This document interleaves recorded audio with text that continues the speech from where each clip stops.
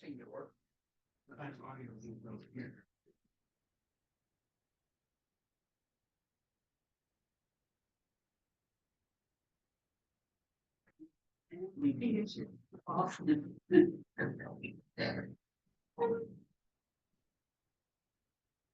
That can't picture on it, that can't be right.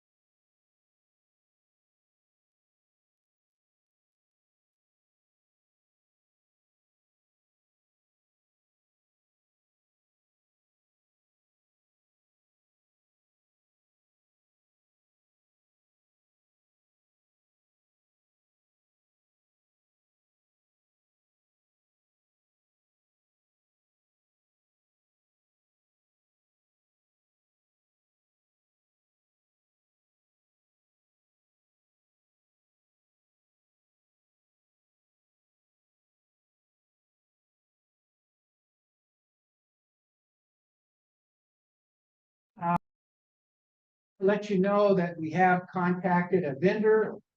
In fact, he's supposed to be here this morning. I just sent him a text to remind him. From El Dorado Hills, Seventh Dimension. We met with him after our last meeting. He was here, looked at the facility, and he is going to put together a proposal to totally revamp our audio and video systems so that we won't have the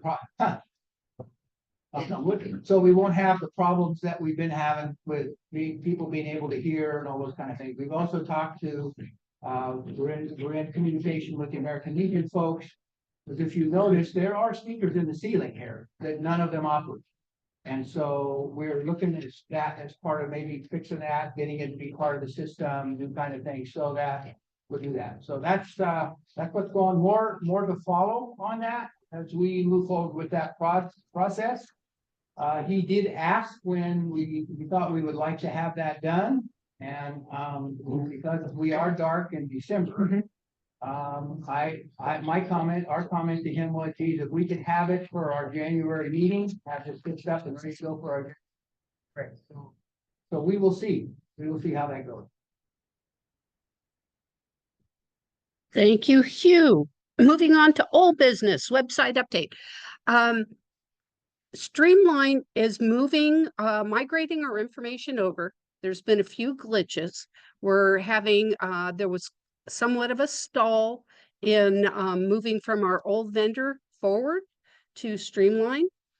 So if everyone would be patient regarding especially the Associate Fire Safe Council websites, we'll get there. But it looks like now we're at ground zero, and as Jessica walks in, perfect timing. Thank you very much. Jessica has been a major player in being able to help us move forward and move away from our prior website support and moving forward to Streamline. So it's kind of a to be continued, and will be, and I'll keep you guys updated and be giving more information, especially to the Associate Fire Safe Councils, so that you understand what can be done on your web pages and get those up and running as soon as possible. That's our goal. Okay, next we're moving on to Community Wildfire Protection Plan. Tamara.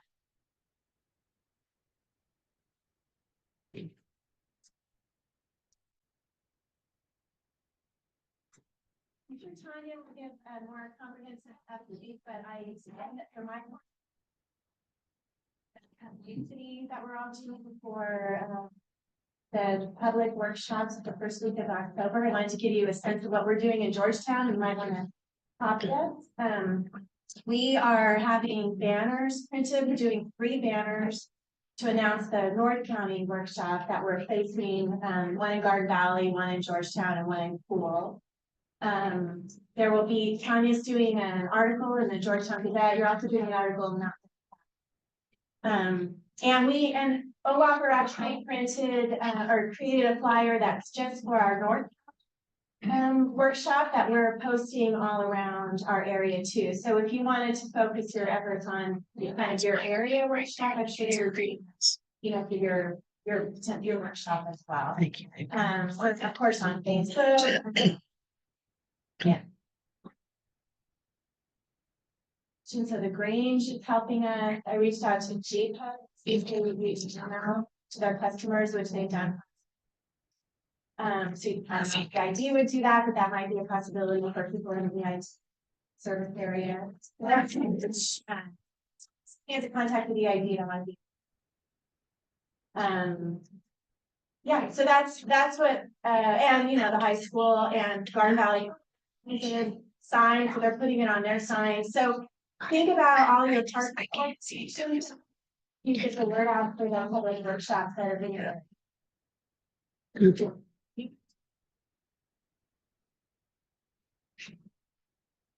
Thank you, Tamara. On to Paul Penn. He's going to be showing hopefully a slide presentation, if I can figure it out.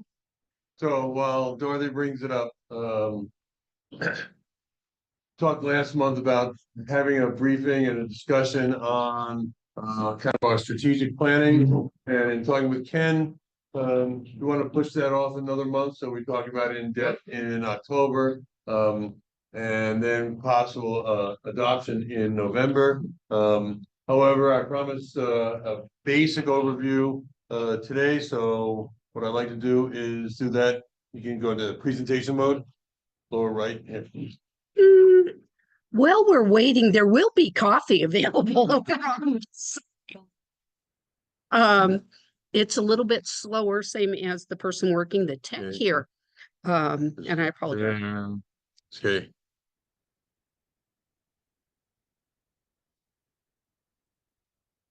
Okay. Moving right along. So what we did was, I'm just moving along here, Paul. okay, that slide, stop. So we had a core group that's met a number of times, really thank Steve for getting down in the weeds and doing a lot of the great work. And we're looking at organizational structure and the positions we have and where we're going. And look at where we are now, what's in our current documentation, and where we may want to go. And so we had a nice discussion with the e-board, and again, we want to have a good discussion on this among the entire group. Ken is updating and doing some changes to some of the position descriptions, and that's one of the reasons for the delay. Next slide, please. Okay, so basically we set out to say what kind of recommendations we wanted to have some more control over our organization. Too many organizations, they kind of like step blindly into the future, and we want to actually think this through as much as possible. One of the major issues is that we've grown so fast, and it's become not unwieldy, because I think we're doing a pretty good job, but we want to be able to sustain that. And we also don't want to burn out the volunteers. Almost all of you are volunteers, and we put a lot of effort into it, and sometimes it can be overwhelming, and that can impact an organization. Next, please. So we looked at our growth, we looked at our overall funding systems, and we also want to maximize, again, that volunteer success. And those of you that know that Janet has been working almost as a full-time person on this, and you just can't expect that of volunteers over a sustained period. Okay, next, please. So we want to figure out how we can handle this increased workload.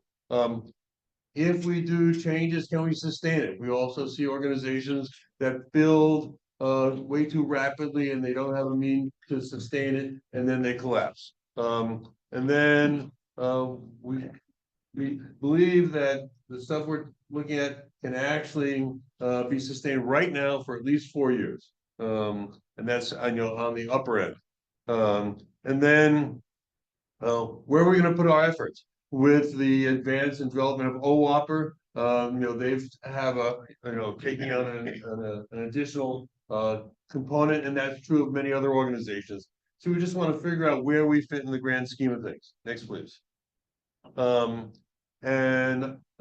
Like Chris is a current planning commissioner. I used to be a county planning commissioner in Nevada County many years ago. And when they would bring up a topic, the first thing we had to always consider is what happens if we do nothing. And that's always a good start, right? So if you do nothing, what's gonna, what do we anticipate happening? So that's kind of like in the back of our minds. Next, please. And again, I don't want to go through a lot of discussion here, but we want to look at our staffing because it's, a large burden. We've got so many things going on. So we looked at, do we currently do as contractors? Do we actually become an employer? What are the actual positions that we're looking at to move forward? We want to make sure that our hiring is appropriate. And then we also want to consider providing additional support to the associate fire safe councils. Next, please. So we bandied about an executive coordinator and the executive director, which we don't have at this point.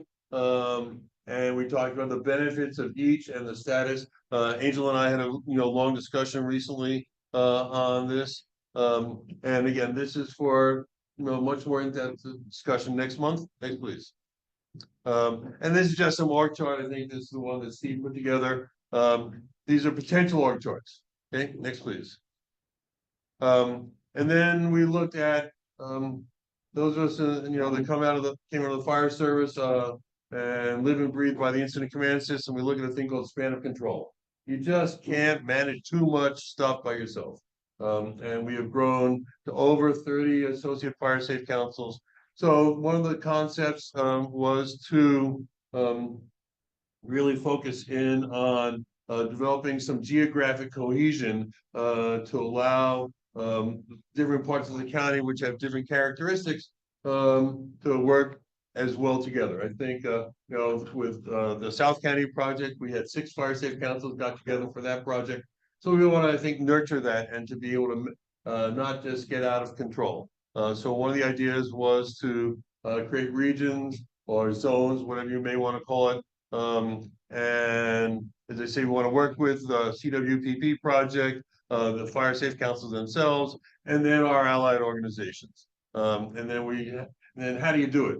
There's always that thing, oh, we're going to split California into 2 different states. Well, where do you put the line in? And then you can spend years discussing that. Next, please. One of the things we want to do is, I think many of you at your associate fire safe councils have difficulty in recruiting, retaining, and getting support of volunteers. We often have a core group that keeps showing up, but it's difficult to sustain that. And that's one of the things that we want to do is make sure we're willing to expend resources to maximize the ability of our volunteers to do work effectively and not get burned out. Okay, next, please. And then we looked at trying to encourage wherever possible to provide money to the associate fire safe council. We did for the Greenways days. We gave people a toss periodically, and it's always good. You just can't live on bake sales alone. So I wanted to be able to provide where the opportunities arise to provide money to the associate fire safe councils to do the good works that they're doing with minimal restrictions within the constraints we have. Next, please. And then we want to make sure we do have our strong liaison functions, that we're able to have representatives, as we have with the OWOPR, the fire prevention officers, whoever it may be, and to ensure effective communication and coordination with the associate fire safe councils. Next, please. And then I believe most of us feel that the fire safe councils are the link to the community at large, and we want to maintain and really nurture that. That when it comes to fire prevention at the community level, the associate fire safe councils are the places to be. Okay, next, please. And then, got a whole bunch of recommendations. We want to maximize our education and information processes, which I think we've done a great job. You know, our guidebook, all the classes we've been putting on, but to really nurture and expand that. Okay, next, please. And then, where possible, be great advocates. And I just put a caveat on there, as long as it doesn't, you know, interfere or, you know, that doesn't jeopardize our 501(c)(3) status. But, you know, maybe that if we're called down to the legislature or working with other, fire safe councils around the state, to advocate and also to be the poster child of the way to do things right. Okay, and next, please. And then as we say, and I think we've done a good job considering how much we've been dealing with, is to ensure that our fiscal responsibility and stewardship is upheld, and to be able to withstand scrutiny at any time. And I think that maybe close one. Okay. Oh yeah. And then you know, in doing this project, I reached out to a number of the other fire safe councils around the state. And one of the things they mentioned is, you know, if you rely entirely on grant funding, that you never can tell what's going to happen with that, and it goes up and down. So to really explore some situations where we could acquire some local source of funding that is fairly reliable. And there are many ways that people are doing it. Marin County does it one way, Santa Cruz does it another way. And so that is one of the things that I think will help our long-term sustainability. And I believe that is the last of my recommendations. So that's it. I just want to give you a brief overview. We'll be able to provide this hopefully to go out with the minutes next time, and we'll have a much more in-depth discussion in our October meeting. Sound good? Thanks. Mr. Voice. Thank you, Paul. Nice. Mrs. Lewinsky. Oh, First law they have was some sort of local property tax assessment. Is that the kind of thing? That is what I think Marin does. They have an assessment, but I'm not locked into any of it. No. Right? Yeah, now that was one of the things, you know, mentioning property taxes in California is I think a capital offense. But there are a number of different avenues. And so I think we're open to everything. This is just like an overall, you know, overarching approach. If you're, I think, willing to entertain any things, and again, think about this, and we'll talk about it in greater detail in October. Any other quick comments? Turn it back to you, Dorothy. yes, and somebody know how to get this screen off? Hit escape. Escape. Escape. I already had closed it out. Yeah, there you are, and then we unshare. Where's your Zoom? There's always a learning curve to every position or thing that you do in life. Right. And this is one. Okay, so I can shut mine down. And remember, we can use these as coffee breaks if Okay. it's ready. It may be on break too to start out with at this point in time. And unshare right there. And yeah, so I think we're unshared. Yeah. Okay. Yep. Yeah, you. Okay. Thank you. Now on to Chairman's report. This is, you'll enjoy this one. There's no report. Moving on. Secretary's report is Angel. Thank you very much. We are renewing the El Dorado County Fire Safe Council insurance policy. And I wanted to talk just a minute about the actual certificate, which is proof of coverage that you provide to the location that you are holding your event in. It does not mean that if you forgot to get the certificate that you're not covered. The certificate is just that piece of paper that you can give to that location, for instance, the town hall or the fire station that you're holding your event in. Let's see, the volunteer waiver form I wanted to bring up and just bring to your attention. The volunteer waiver form is on the El Dorado County Fire Safe Council website under the word about and forms. It's form 13. There are 12 things for your volunteer to acknowledge. Each council is responsible for having these forms at your events. I don't need them. They're for you. And I wanted to read one. The councils are not providing the volunteer with insurance coverage for any injuries, conditions, or losses to the volunteer arising out of the volunteer activities. The volunteer acknowledges that if the volunteer is injured in the course of performing services for the council, the volunteer is not covered under workman's comp insurance. And I just wanted to bring that form to your attention, so that you make sure you use it when necessary. By now, all of the chairs should have received the contact list for the fire safe councils, and you can release those to your board members. Just as a reminder, I wanted everybody to remember that a lot of us use our own personal phone numbers and emails, and we would like to keep that information within the fire safe council boundaries, if you will. So, end of report. I got a question. Okay. Related to the contact list, as all of you know, it's very lengthy. Very nice job. Thank you. But in other organizations, you never get things like this because of the trust, the security aspect of it. So you said it, I want to emphasize it. This is internal, not to be put on some mailing list of the state of California. Right, and if something is released, it's not supposed to be, I'd be happy to contact whoever has released it and received it to make sure we can shore that up. So Thank you. I take it seriously. Yes, Ernie? Got a quick question on a volunteer waiver that were signed by the individuals who are participating in an event.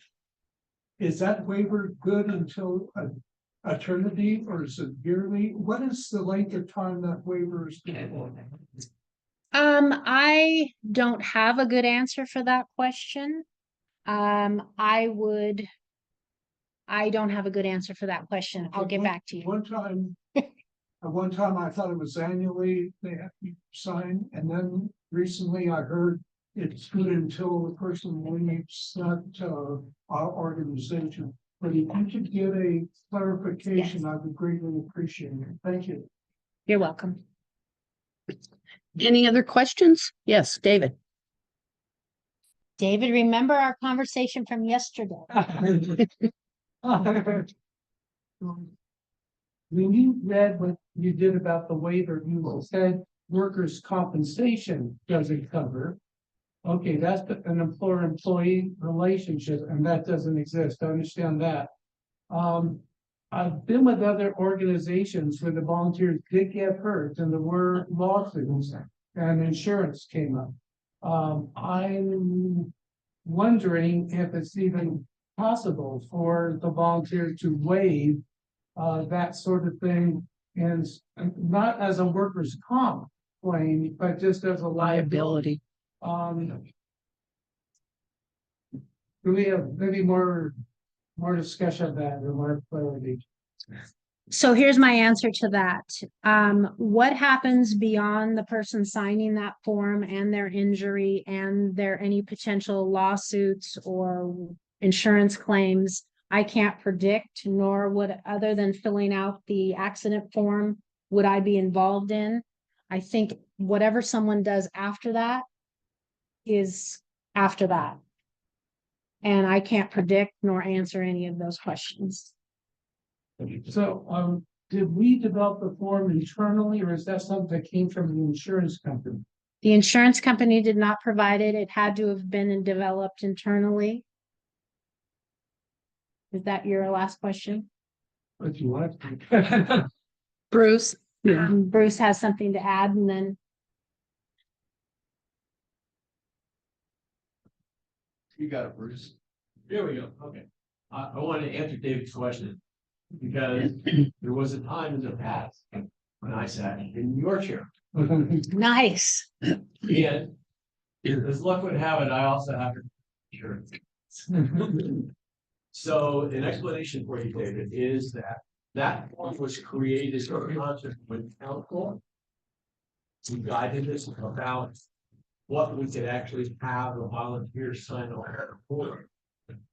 And it's also a statement of understanding that if a volunteer should get hurt while performing duties on behalf of the council, that any liability insurance that we may have that might protect it is not a first stop, but is a last stop.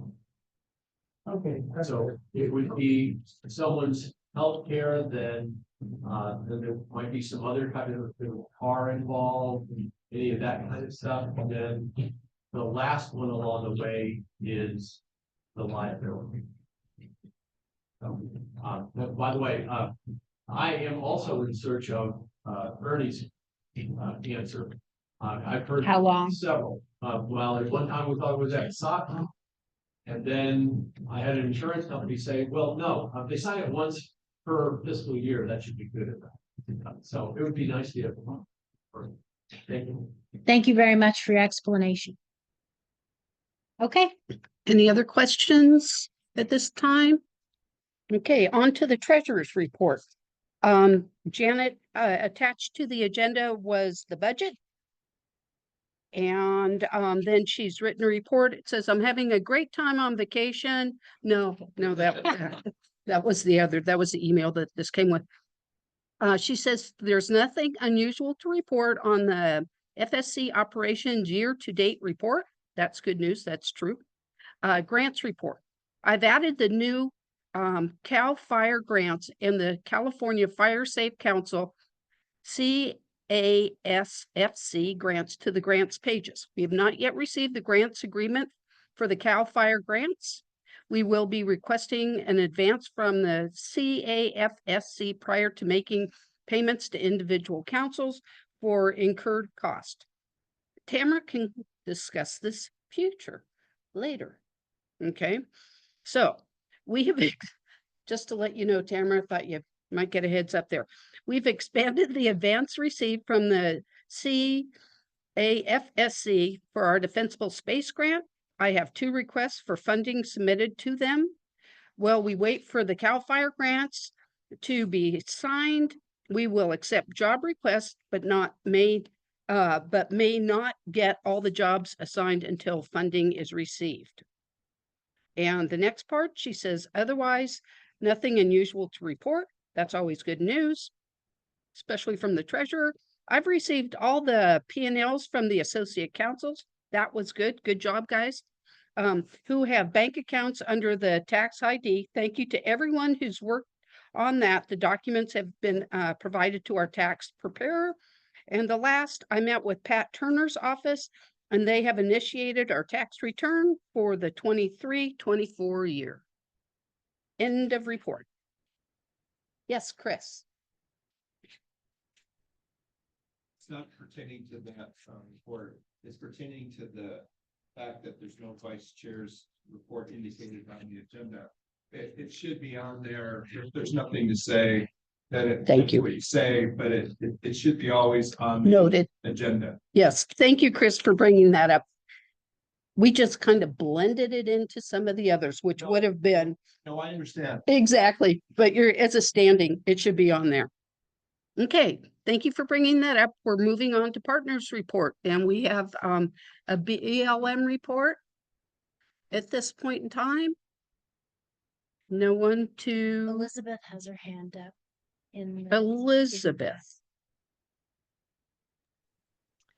Hi. Can you guys hear me? Yes. Yes. I had a you, question Janelle. going back to what Angel was saying about insurance and just regarding our trained assessors that are going out into the field. I was under the understanding that they did have some coverage if they, twisted their ankle or something while they're out marching around doing an assessment on somebody's home. Is that not the case?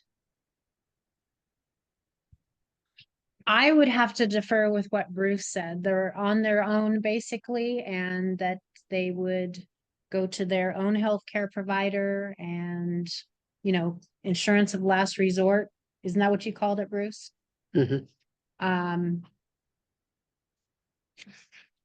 Okay. Good to know. We will put that in the training then, because that was not, it was a little vague. Okay, thank you. Sounds like that's gonna be a to be continued then in the discussion. he Okay, says. very So good. we'll get clarification out there with the training as that moves forward. And report from CAL FIRE. Go, Jeff. Hey, good morning. Not a ton to report. It's been a little bit slower after the Crozier fire. We are still getting initial attack fire throughout the unit, so we just happen to be catching them. Weather's playing a pretty good role in that for us. So speaking of the Crozier fire, it was determined to be an arson fire. And on Monday, there was an arrest made for a Jason Robinette in Fosterville. So he found custody and he's been charged with the Crozier fire. Festival space, those inspections continue. We're approaching about 6,000 so far on the year in the unit. So that's good. And we're also working closely with OWAPR on getting us coordinated for inspecting to the county's ordinance. We're working through those processes there. Hopefully we'll be doing that here next couple months or so. And then other than that, I've got a couple other planning initiatives we're working on, obviously with CWPP, got some going on in other counties as well, but those are going to continue. And another point is it is still fire season. So most of our most devastating fires happen from about this time of year until we get our first significant rain. You got the Camp Fires November 8th, North Bay Fires October 8th, Valley Fire September 15th. So just be aware that even though it's like cooler temperatures, we get a little bit of rain coming through here, fuels are still cured until that ground moisture comes up. We're still going to get fires, and eventually, if we get those winds that come through sometimes after these blows, the chance of getting some of those larger fires are still on the table. So yeah, that. Any questions? Report. Great, thank you very much, Jeff. On to OWAPR. And Tom? Just carry on the defensive portion and build off of what Jeff shared. Also working on developing our implementation guidelines for the updated ordinance and hoping to have that wrapped up in the coming weeks or so. Coordination of real estate inspection with CAL FIRE. So we've worked out CAL FIRE and County Fire. So we've worked out a process for that. Saw a little bit of an influx with those coming in after the ordinance was adopted and effective, but have a good plan in place to tackle those. Our inspectors are out currently working in the Crystal Boulevard County emphasis area.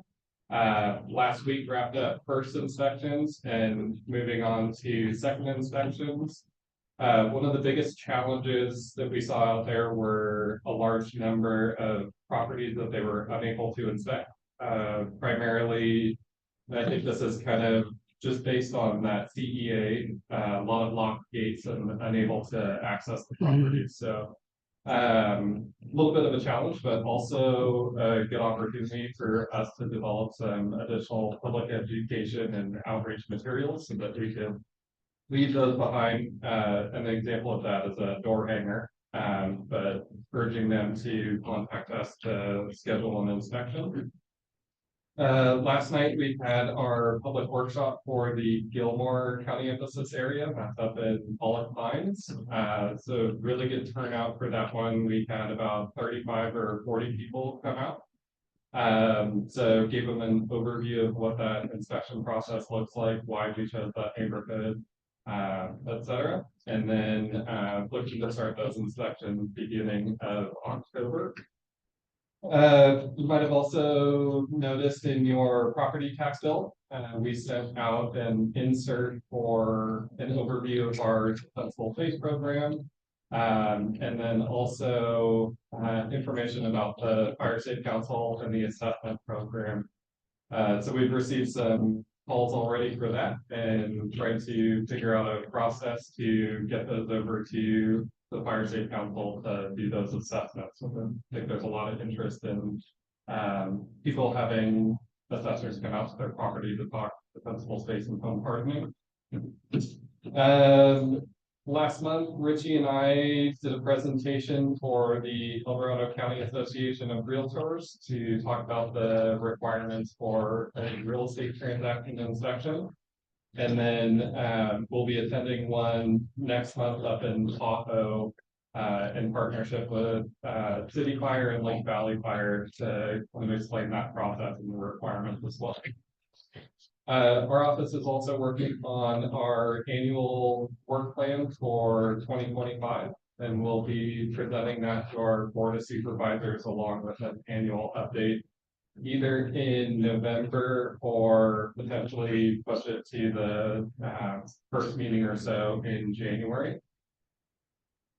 What that really does is kind of report out on everything that's been accomplished this year, and then focus on some of the bigger projects that we've got going on, such as the CWPP and the Weber Creek project.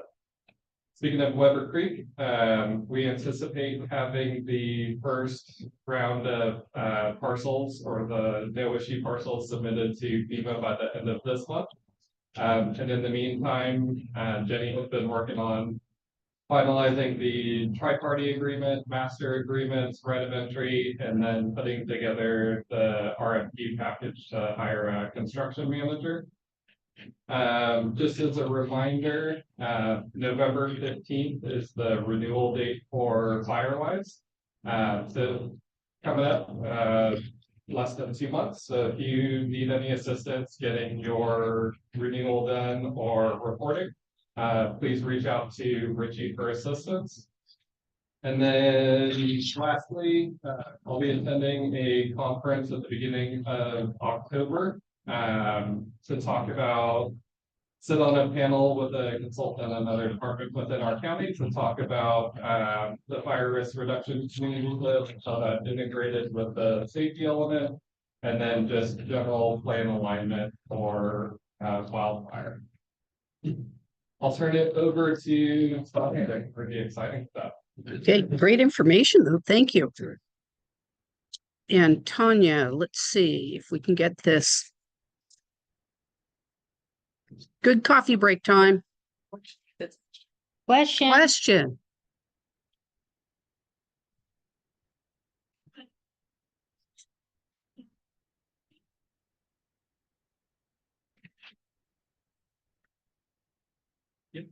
I do. Even if you're not. Correct. Okay. Wow. Or address, address. Online. Chuck and then Tanya. I'm not sure where this will probably, but in terms of finding how to contact the assessors in your district, I've had a number of people ask me all over the county, different friends and so on, about potential space, what the new rules are and how they find out about it. And I said, well, you've got fire safety council that have assessors being designed to help you. But they say, well, who do I call? How do, and I don't know, if they're in El Dorado Hills and so on. Is there a I've been getting the calls. the main number of the fire safety council? Yes. I was thinking we might have a thing on the website or something like that, might facilitate contacts of that sort. That But process. you guys work that out. Yeah. No, and thank you. We just, Chuck, we've just, the Defensible Space Home Hardening Training Group, Assessors Group, has been working on getting a process in place that if the calls come into, say, OWOPR, then they know that they're, so our contact person is Carrie, and that's our main phone number. And then from there, she's been given, working with Elizabeth, as to who the assessors are in the area.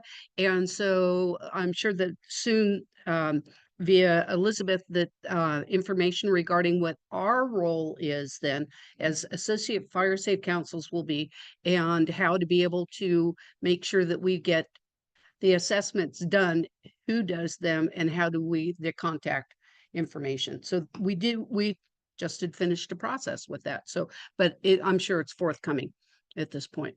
Okay, good questions. Any other questions? Sorry for looking over. So back over to Tanya, who's over there, who's going to use a nice loud voice.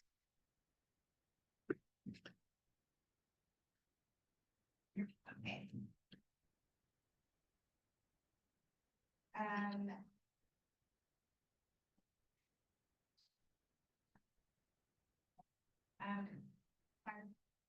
Great job doing your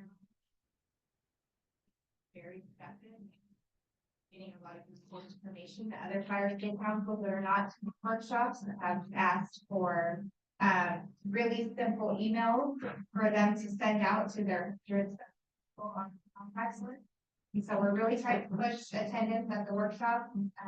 I will do anything I can to make it easy for you to get it out to your communities that they need to attend the workshop to take the survey. So let me know what I can do to get it. Paul's presentation was great because actually, you know, I just had a coordinator meeting yesterday with California Fire State Council, and I also had a report on my position weeks ago. Tom and I met with my grant manager, and she was here for the last Fire State Council meeting as well as CW workshop. She walked in here, she just was blown away by how many people attend these meetings, and I like, well, that's what we do in El Dorado County. So it's very impressive. It's being noticed at the state level, the Fire State Council. Some of the things that she pointed out were the partner reports is unique. It shows how this county works together, not just the Fire State Council, but everybody's working together and making sure everyone's on the same page. So it's really, really unique to this county, and it is noticed, and we're trying to copy it. So that's good. But like what Paul was saying, there's so much that needs to be done, and that is something that our office is going to continue to do. And my role is I'm always going to be thinking of ways to bring the Fire State Council along and just to help you guys bring this to the next level. Because there's, it's when we go to meetings or Fire State Council meetings, and people don't know what Fire State Council is, or that there's assistance programs available, you're just like, you have to know. Everybody has to know. So that's what we'll be doing. We'll be working on that, helping you guys make sure that everybody knows. One of the biggest ways we're going to do that is partner with agencies to educate. And so I get to show a really cool video that we just finished. Last time I talked about a defensible space, a resident in the Silver Fire who had a defensible space model property. And so we made a video. We partnered with the Fire State Council, our office, and Cal Fire. So I wanted video. This is the first premiere of it, and then it'll go up. Okay. I know, popcorn. Sorry, there is coffee. They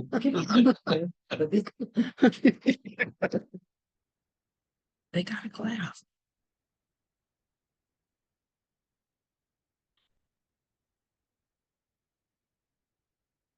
Can you move your cursor?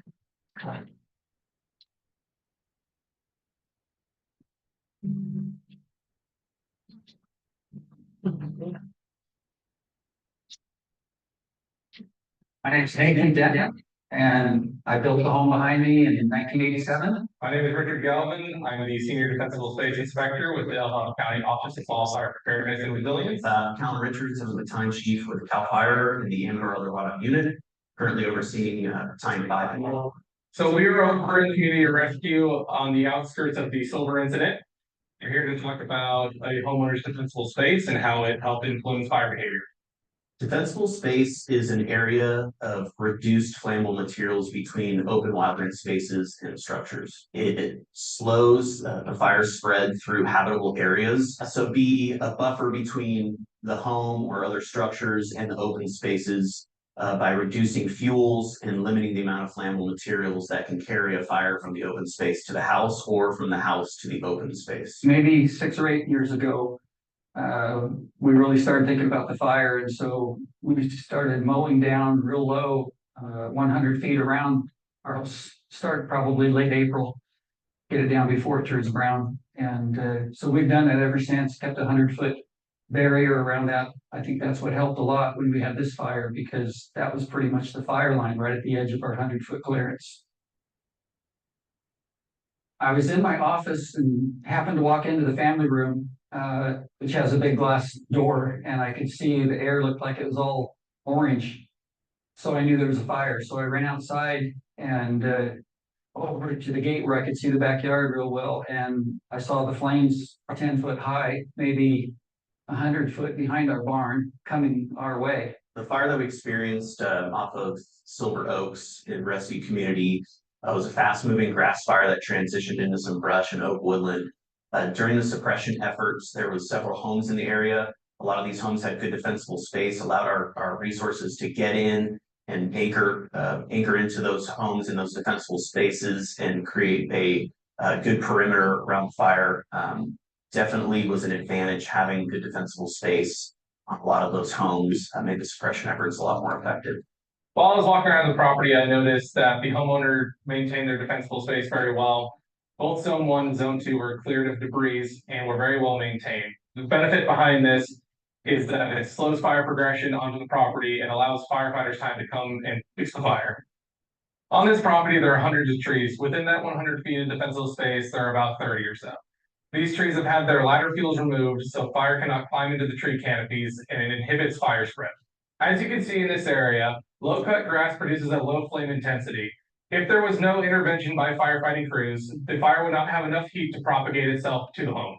If you live up here where there's trees all around, like we've got probably over 500 trees on our property, we don't want to clear cut them down away from the house because that's what makes your atmosphere. It looks great.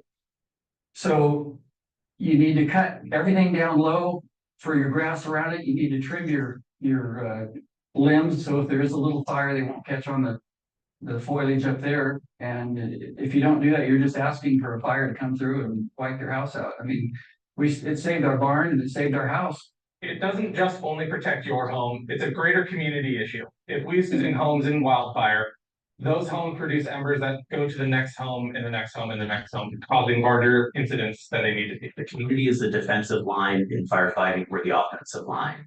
And if they do a solid job and create really good defensible space, and our defensive line is strong, it allows our offensive line to make plays and more effectively suppress fires.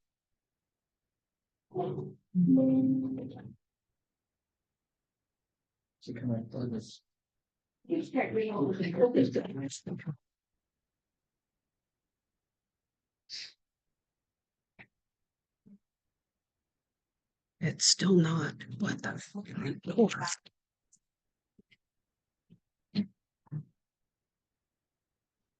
What?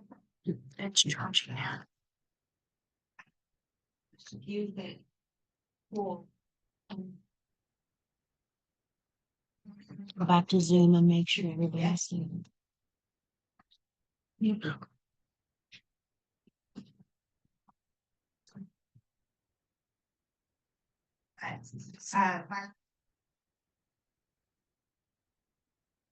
Anyway, that's what we're gonna continue to do, is just finding opportunities to educate the public. Yes. So in August of 2022, I had a fire on my property. It's called Tombstone. It was only 2 to 3 acres. My parcel is 5 acres.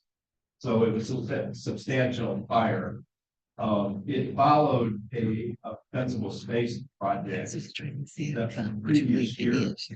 And your video and that slow moving, the defensible space situation of the fire is exactly what happened that day.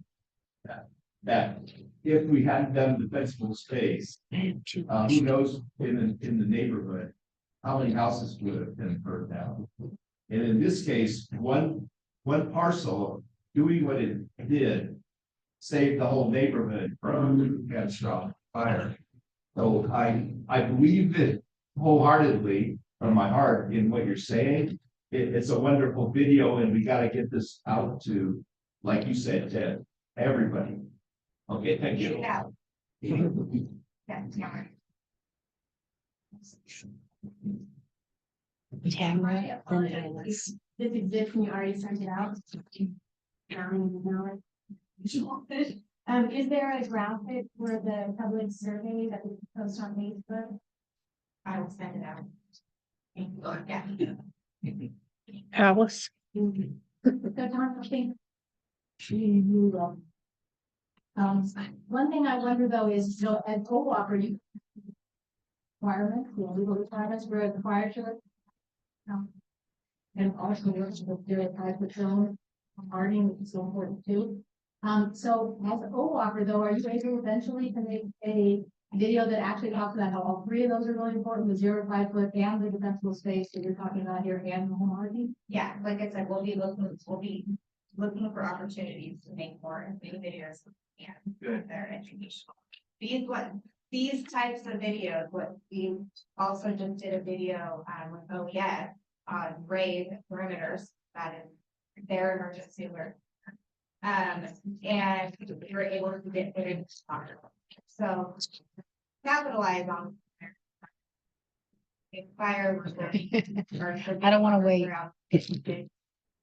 That way there was more time.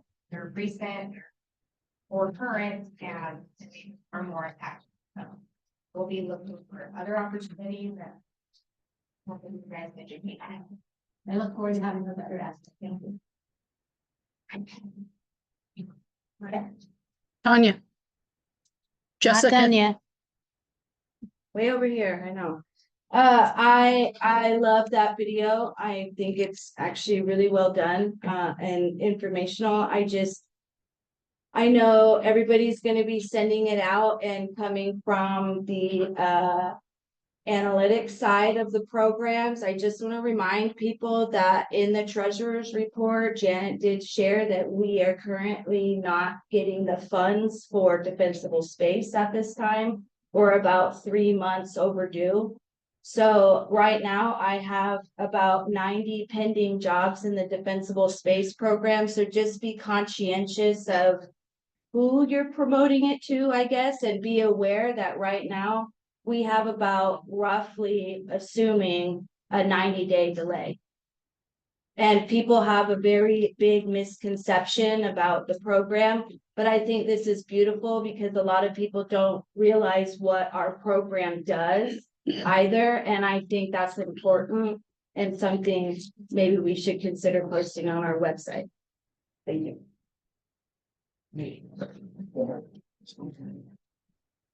Thank you very much, Tanya. Great video as it comes through. Angel had a few questions. Oh, Tanya, you're not done. Nice try. I don't know if it's a question or just a comment, but in the higher elevations, we have a different type of landscape. So I would love to see a video that would incorporate ideas for people at different elevations with different type of vegetation.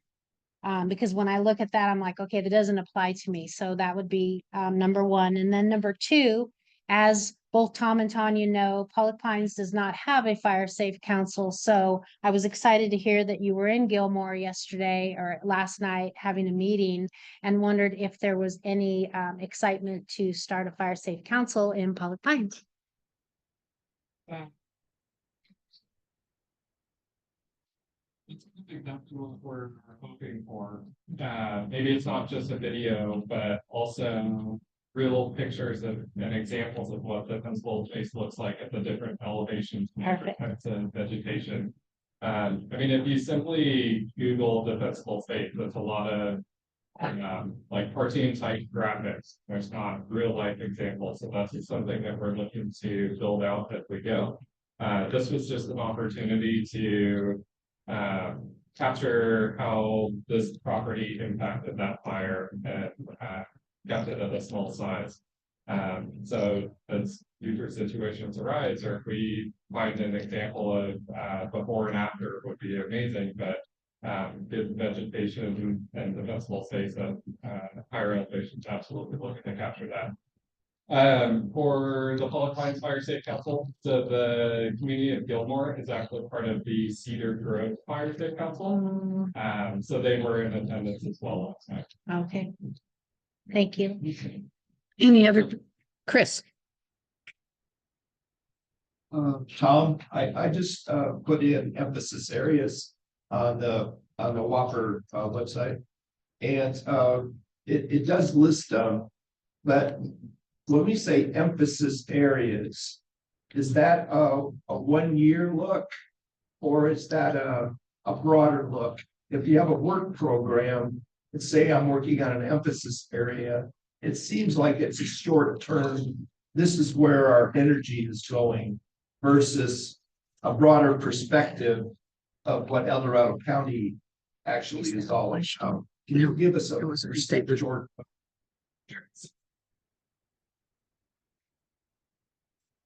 Page 4. So they they completed. Pull up a map of that community. Those are all on our mapping tool. And then also year over year. Areas. So each year we pick about 5 to 6, and with those we provide kind of a timeline of target and section dates. So the anticipated timeline for Crystal Boulevard was July through September. Excuse me, July and August. It's carrying over into September. So as we go out there and do these inspections, timelines might get adjusted a little bit. But we do provide information about how those are selected and the purpose of those emphasis areas. Excellent, thank you. Any other questions? And Tom, I wanted to say that being in Camino, I was getting texts last night after your meeting, and it was very positive that you lit a few fires up in the area, knowing that the inspectors are coming. And so they're on their toes and working towards, and it is an active fire safe council. So positive. Thank you very much for doing that. Back to partner reports. Do we have someone here for the Fire Chief Association? Going once, going twice. Then we will move on to, it looks like Forest Service. Yes, Jacoby, thank you. Good to see you.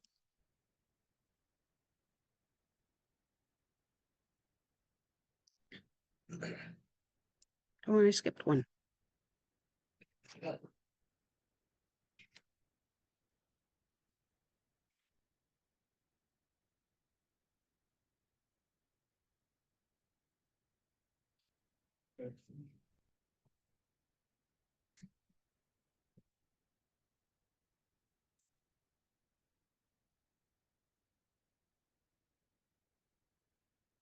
Trying to work in more resilient areas of town. We also received through Cal File under CCI grants. We haven't received it yet. Still waiting on the read agreement, but that area is also the lead from Cal's district. Down there. So this is all coming in great time because as you know, we're the federal government and very difficult to get stuff done at a time. So we're throwing a chance there. Then also just FYI, we're about to move into the current RC, so we're starting to move into what it looks like for our action program. So within Georgetown and all our districts, we'll be looking at around 1,700 acres of understory burning. This is not including power burning. This is straight understory burning. So within the Sierra Springs area, this is directly behind home.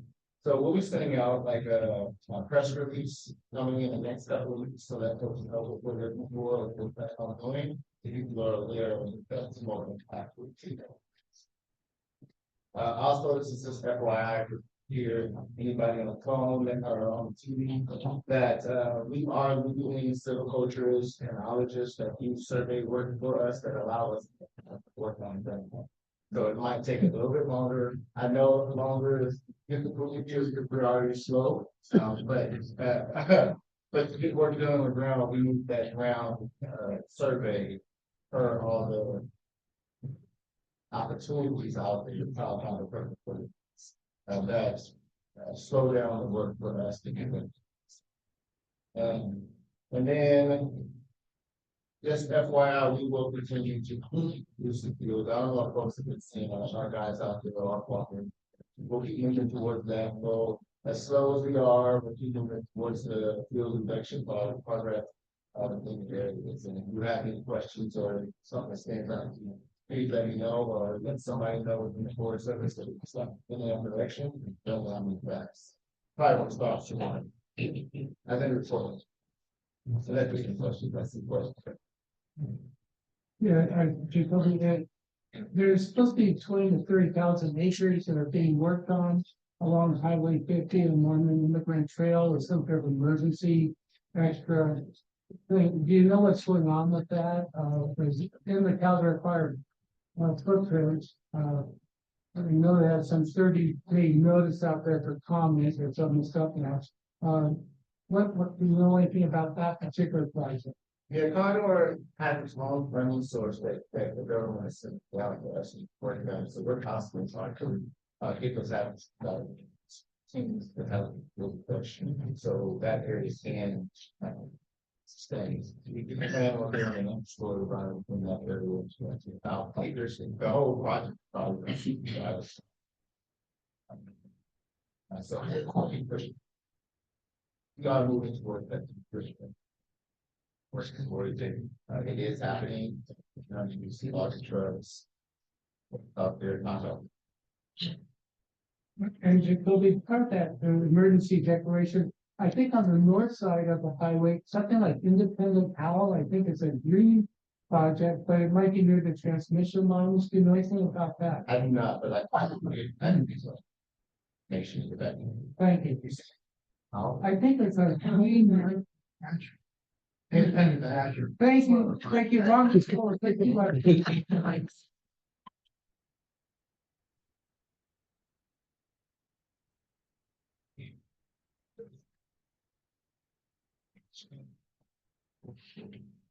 Chipping or whatever the case, surveys are done, so being that we're short on knowledge to go on with survey, we'll take it on the end. Slow, but it is moving in that end. Thank you. I'm sorry, I didn't catch, I'm from Sierra Springs. Did you have a timeline or do you have a start date for the understory burning? Did you got planned for the edge of the Sierra Springs? I don't have a timeline, based on those, what we call restrictions, but actually, we need only wet. Spring. Yeah, that'll follow sometime in the spring, because we need to be wet, or wet-ish, the ground moisture is not, I was not gonna do it.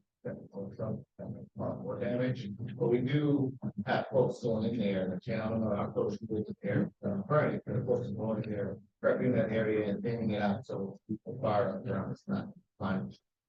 A whole bunch of destruction, but there will be some. Okay, thank you. Any other questions for Jacoby? Thank you for coming, Jacoby. Yeah, always good to see you. Glad you were able to make it today. We're moving on to RCD, and it looks like we've got Courtney here to give a report for this.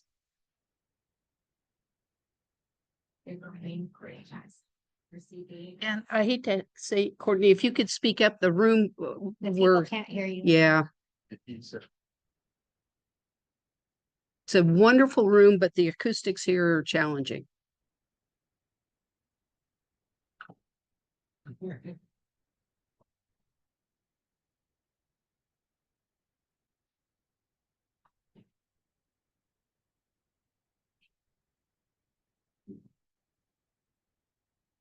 Strategy, which the RCD is developing to prioritize and implement wildfire mitigation projects.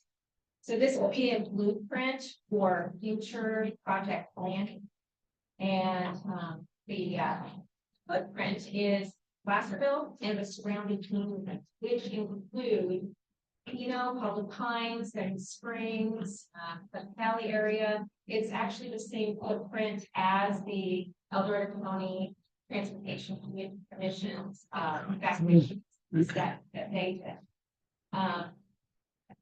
So we're using the data that has been collected over the years from various agencies, federal, state, local, including wildfire fire modeling. And we're using that to prioritize and to identify the best places to implement projects.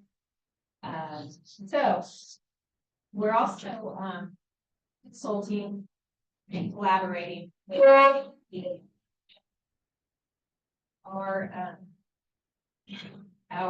we're collaborating with WSP to view the data, and then they are collaborating. Hopkins, Jensen teams, to just make sure that we are all on the same page, the data makes sense, and that it's complementary to the CW set. So this is to identify the priorities, and this includes agriculture land, infrastructure, roads, schools, hospitals, and so we really do want to hear from the public and what their priorities are. So they want to implement that into plans. This will give us an opportunity to apply for and receive grant funding.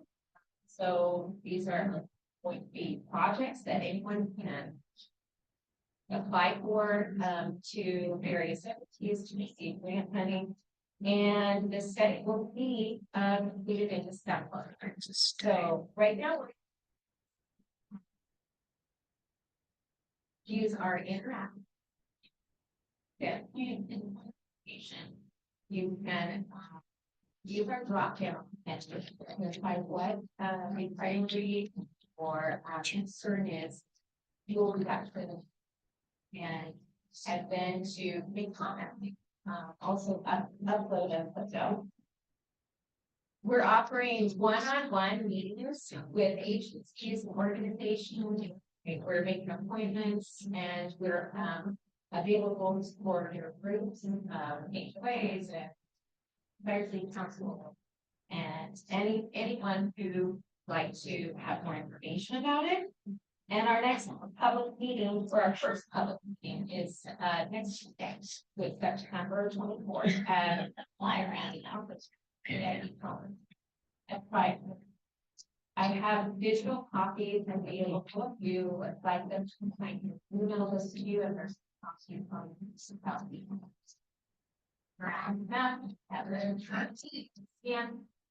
Thank you very much. The interactive map is, and also I think they did it the same as the Transportation Commission, which is like it's always awesome. Any other question?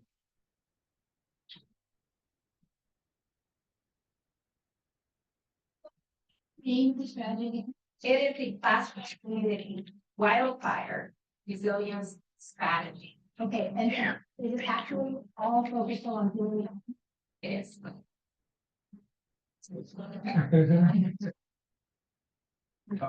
So you've been very, your resource district has been very active most recently at the board of supervisors. I'm not sure whether you personally have used either by Zoom or being there in person, what is being talked about. I thought Tuesday was very prominent because it was a budgetary discussion at the board of supervisors level for the county. It's budget. That was way back. There was money that was being discussed that would go to the resource conservation district effort. It was a budgetary change. Yeah. And I thought the discussion was very, very important because it talked about the same money, in this case, a little over maybe close to 250,000, maybe a little less. How that money then goes to whoever the board of supervisors decides on a budgetary level.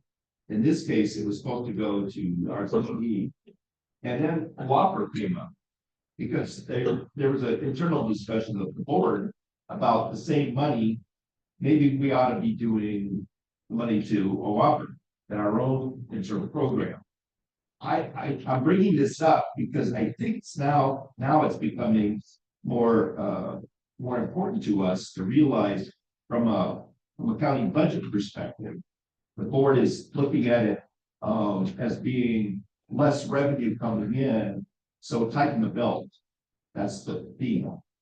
In this case, they kept money for the RCD, which also says how important it is to them what the RCD is doing. Therefore, it's a positive comment about it.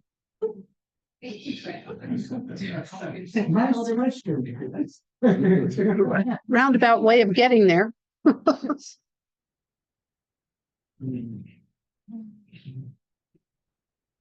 Anytime I talk, there's a question or a thought that I'm trying to share to the person I'm talking to. Therefore, there may be a question embedded in what I said, that I would allow you the latitude to decide whether that's worthy of your response. Oh, anyway, I was talking, right? We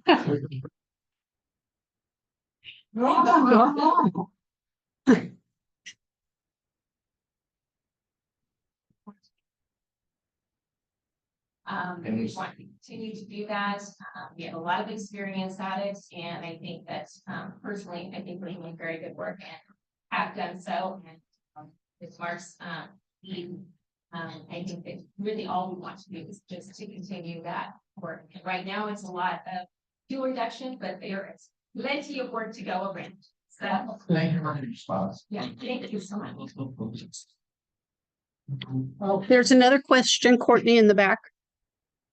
Can you use a mic, please? So people at home can hear.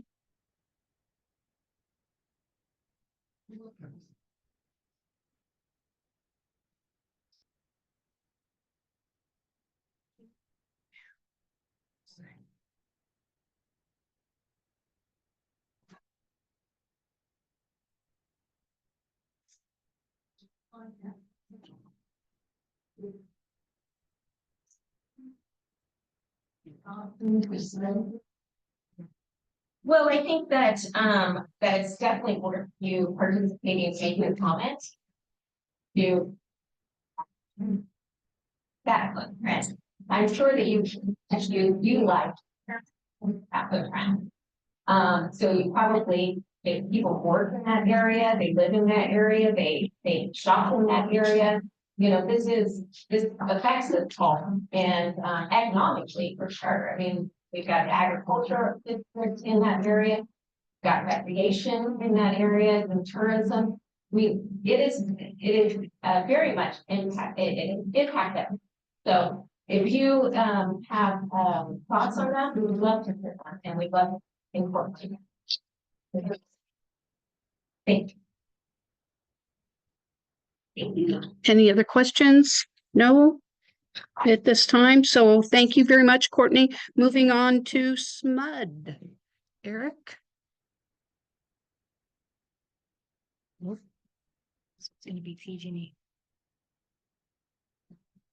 PG&E.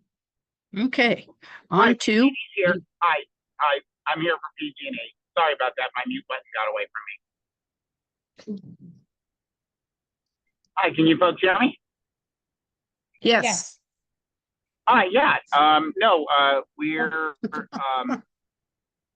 sorry about that. I apologize. I'm driving with my wife right now, so my mute button took me a second. PG&E. I'm working with Kevin Johnson, and I'm part of the wildfire resilience team. And our goal is to coordinate efforts with local entities to ensure the greatest success in wildfire fuels reduction.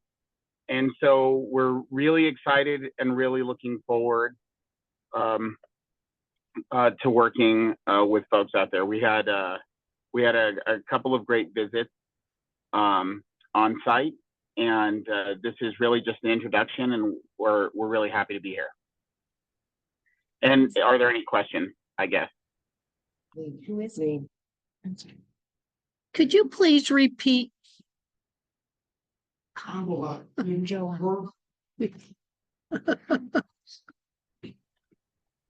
Yeah, no problem. Can you hear me okay? I can actually switch my entire setup if it makes it easier to hear.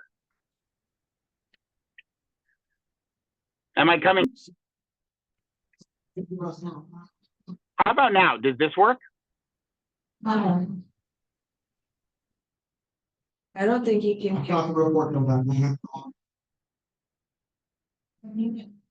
Yes. Like, I'm the public safety specialist here from PG&E.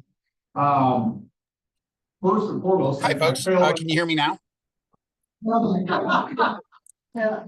We can hear you and we're trying to be able to let Mike speak. Oh, I'm so sorry, Mike. I'm so sorry I stepped on you. I apologize. I'll mute and be off.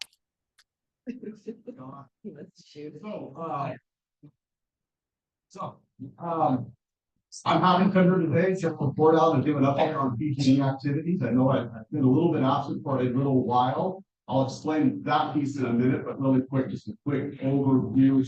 We continue to expand and improve our community wildfire safety plan. But we've kind of rebranded as our layers of protection, which you are very familiar with. Our vegetation management work that's going on throughout the county. The system-wide hardening and improvement, which is the overhead hardening and the underground, that's happening. Our situational awareness, the camera systems and the weather stations that help us detect fires and protect our system and or protect you from emissions. And then lastly, you know, just our public safety power shutoffs, which are always like when all else fails and conditions are so bad, we have to proactively turn off the power, which fortunately, all of those other things are working so well. We haven't had to use the PSPS here almost in 3 meetings today. So all that being said, the improvements are vast. We're executing better than we ever have. I'm pretty proud of that. I know there's still a lot of issues with vegetation management and wood management issues out there. I'm always happy to help guide, support, and direct those concerns. And I think we've been really responsive in that space here, especially in the last year or so. And I expect that to continue this year improve, you know, just like restoring an EPSS outage. You know, when we started that a couple of years ago, it would take us 12 or 16 hours. And when we do have those now, you know, maybe 3, 4, 5, 6 hours, we're getting to control that and getting a power turn back on this system. So some other things, what have I been working on? So I'm happy to kind of report to this group that you've heard Johan is on the call.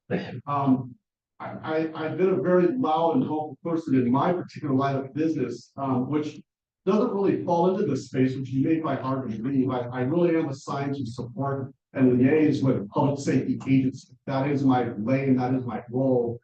And it's interesting in our outreach and our organization, the Fire Safety Council falls just into this kind of this little weird space between government outreach, fire agency outreach, customer outreach. So it's just kind of this little space. And it's been interesting in me driving some initiatives like, for instance, I was able to get on the committee that is scoping vegetation management priority for 2025. And I'm pushing initiatives. I got the polygon map for the subdivision maps and the one way in, one way out subdivisions into the data set now, so we can start aligning our work in areas where all of us agree our risks are the highest. And all of that effort, I kind of got grabbed by the collar and said, hey, we've got another team standing up. You're kind of out of your lane, Mike, and we're going to stand up some other folks to help you. So as we move, continue to do the CWSP work, and all of those safety initiatives, we're standing up another team called our Wildfire Strategy and Execution Team, which is a planning team. And the planning team is going to bring some people that are actually going to fall into this space, Johan being one of them, and another, our wildfire resiliency chief, Sashi Savaratnam. And she is supposed to be here. This is the second spot I filled. I said, oh, we won't be on until 11. And she's driving from the Bay Area. So when she gets here, I would ask that maybe I could introduce her really quickly, because she's going to stay for CWDP as well. But so we're standing up the wildfire strategy execution team, a planning team. And their whole goal is to figure out where the company can make key investments in community efforts and initiatives. One that bring us a rate of return or protect our assets, and two, to serve the community better than just these CPUC and regulatory driven initiatives that are going on the other side. So, there is a lot of steam there. There's a lot of interest there. We have some leadership there now. Kevin Johnson, who is in part of that program, is building out its team. So Sashi and Johan will be, my intent is to onboard them with you all today, make those introductions. And then in that same vein, we have already kicked off some pilots in that effort. And the first pilot that I'll introduce really quickly is we were just able through a grant to successfully fund the Garden Valley Fire Department with $600,000 to hire staffing and purchase equipment to engage in a fuels reduction crew. A crew of firefighters that will go out and begin working to support your priorities, the fire department priorities, and PG's priorities for fuel reduction in a community that has a fire department that's a little understaffed and underfunded. Definitely have more fuels work than a generation could deal with, and have a group of people that are organized and willing to take this on. So I'll step back there. I'd like to hand off to Chris Schwedler, who is taking on the fuel reduction crew effort. Let him get just a kind of an update on where that crew is at and what their plan is with PG&E funds. Hi, everybody. Chris Schwegler, Battalion Chief, Dark Valley Fire. I've been tasked with leading this program that PG&E has been funding. As Mike mentioned, the fuel production team. So where we're at as of now, just obtaining equipment and hiring the key people. We're planning to go live on October 5th. So we'll have people be able to start doing some projects. And we're looking at smaller projects in the area of Garden Valley that are close to where we'll be based out of. We're also looking to expand our partnerships with the Fire Safe Council, the federal government, the state, and all those fire agencies to see how we can help with more broader projects outside just behind Garden Valley, the forest or where their priorities are. We sort of target those key hazard areas and provide that resource directly from the fire department. Another key aspect of the program is that our fuels crew is also going to be available for wildland fire response. And so that's one of the aspects that we're looking at, is that crew will be there working, but they will be able to break free to local fires if there's a need for additional resources. So, what do you? Yeah, we'll see. So this is the soft rollout of that information, the funding, clearly a week ago. We've been having close dialogue about how to do this, how to implement this. It is a pilot, so we're trying to create something that is that we will be able to replicate with similar departments throughout the service territory and make similar investments. But we have to kind of do the walk and talk and talk and collect a lot of data. And build on kind of our case, right? How do we explain this to ratepayers? How do we explain it to you all? How do we explain this to leadership government? So Johan's task is he is the program manager that's gonna work with Chris and Garden Valley to develop those matrix, figure out how we can measure our success with that program. So Johan will be plugged in there. Sashi is kind of like the broader planner and manager, and we'll welcome her when she gets here, and definitely further the CWP meeting this afternoon. So that was kind of the big news that I have. I believe, I don't know if it's official yet, but there may be some grant funding also coming to this group. I know it's in process, but I don't know if it's officially announceable yet, but I'm hoping, fingers crossed, that executes here to our order and funding provided for fire security. So with that, we'll keep working hard. I'll stay here after the meeting, if there's any sidebar conversations or things you guys would like to ask, and are available for any level questions now, if anybody has them. Go ahead. Working down at Garden Valley, would that include rentable space for or where is that work? So our primary focus right now is going to be one way in, one way out communities. So we're looking at a project at Garden View. And we're looking at a project, our very next project at Shadow, so here.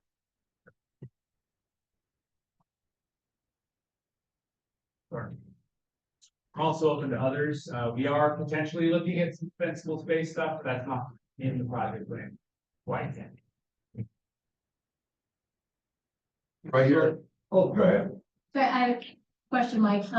So this is work that's not related at all to the power lines, it sounds like. It's, in the community, is that right? Why did you bring that up? So the message that yelling from the mountaintop in PG&E is that when you all are successful, we're successful. All of these projects have some sort of relationship, either preventing a fire from our assets or preventing our assets from being damaged from a fire. So our goal is to reduce risk across the landscape in a community, and then we're all successful, right? So that's the mindset, that's the philosophy. If Chris can wander away to the power lines, because we know that if he's successful, it will still benefit the company. But telling that story in a data set is going to be a challenge. So, Okay, because my question, or what's going to my mind is, okay, I know PG&E has been responsible for a number of ignitions. And so I know that there's a lot of effort to underground some lines and put those fancy switches off, turn things off so fast. Is this taking away money from those efforts or? So no, this is not taking away from those efforts. These funds are ratepayer funds that are established and set aside by the CPUC for exactly what it was. So if it wasn't being spent here, it would be spent somewhere else. Thank you, Mike.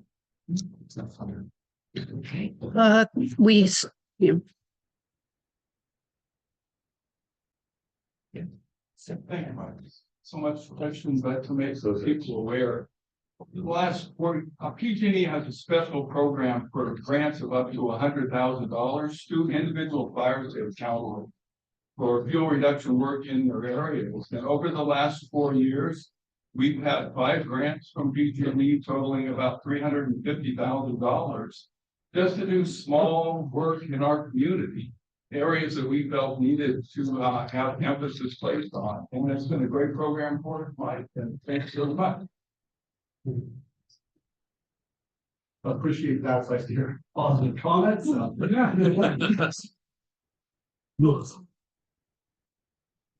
Conceptual planning that is occurring in Nevada County to bring in what is called a mobile carbonizer, which is a kind of a biomass type approach to helping them get rid of piles and piles of vegetation that are collected and removed from people's private properties. So that's one thing that's going on. There's other planning initiatives that are occurring, but it's kind of everything is on the table, kind of a group, and trying to figure out where we can pull up next to you guys to be more successful. And right now is what I've realized over the past few years is how much regulation and compliance drives our work and how difficult that is to either pivot that work or bring it into alignment outside of that space into other initiatives like aligning with the project. It's very difficult to do. So, but I keep harping that how can our risk be any different than yours? How can our risk be different than the community? And I continue to challenge the company to become a better partner and pull alongside, and that we are a big partner in solving our fire problem. So that community risk, we're part of that community. So we're there, we're building, we've got people staffed, and we have a good leader, and we have some funds, and we're starting to go to work. So if there are ideas, thoughts, concerns, you can bring it to me, but I'm hoping in the future with soft sheet plugged in, and then also with Gohan, will be more dedicated to this happening through than I can do with my curriculum. So, but I'm out there always watching, listening, and helping wherever I can. So I live here, I'm part of the community, and Thank you. Thank you very much, Mike. And on behalf of actually all the agencies, the fact that you come, as Tanya said, this is unique for El Dorado County, but especially there's exceptional work that's going on out here. And the fact that monthly people show up and give reports that we can then get the information out, that would be great. We do have a question here from Sherry. Sherry, do you want to go ahead and unmute yourself? No, that wasn't a question, Dorothy. It was, I'm not going to be on for community council reports more than likely because I have a work meeting. So I just wanted to give my report for that time. Thank you, Mike. And Elizabeth, then you had a question you want to unmic? Yes, thank you. So yeah, this question's for Mike. This may not be exactly in your lane, but I'm hoping you can relay this concern up the chain or to whoever it is most pertinent to in your organization. So in the Sand Ridge area a few weeks ago, it was on a parcel that was not developed, so there was no address, but a huge cottonwood had fallen on a comm line that was then attached to a PG&E pole, and the whole pulling thing had pulled. The PG&E pole was leaning precariously towards the river and was in a difficult access spot. We tried to call it in to the 1-800 number, and they had a hard time processing the information because there was no address. We gave them GPS coordinates, and it still just never made it into your system that this pole needed attention. A couple weeks later, we noticed nothing had been done. We noticed ACRT people were out surveying a different set of your power lines, and we like physically grabbed them and drug them over to see the situation, and their eyeballs got big, and I think they put it into the system somehow to get this pole looked at. So I don't know if there's a better way for for the public to be able to bring concerns to PG&E when we see something like this, when there's no physical address associated with the pole. So it was a near disaster averted, but if you can find a better way to address this, that would be great. Thanks. And thanks again for all your work and for showing up and trying to make things better. I know that 800 phone number, that phone tree can be super complex and super frustrating at times. And I know it probably didn't feel like an emergency, so maybe calling 911 wasn't an option. There's always there is a what do you call it, a group email or whatever called wildfiresafety@pge.com. Typically an email to that with a picture, that GPS locations, your contact information is a good backup when all those other things either aren't appropriate or not.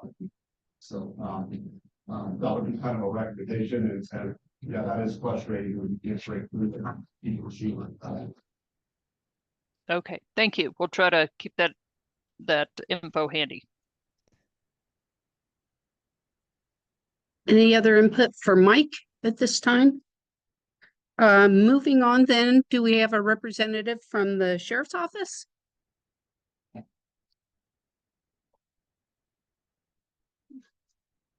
There he is. Thank you.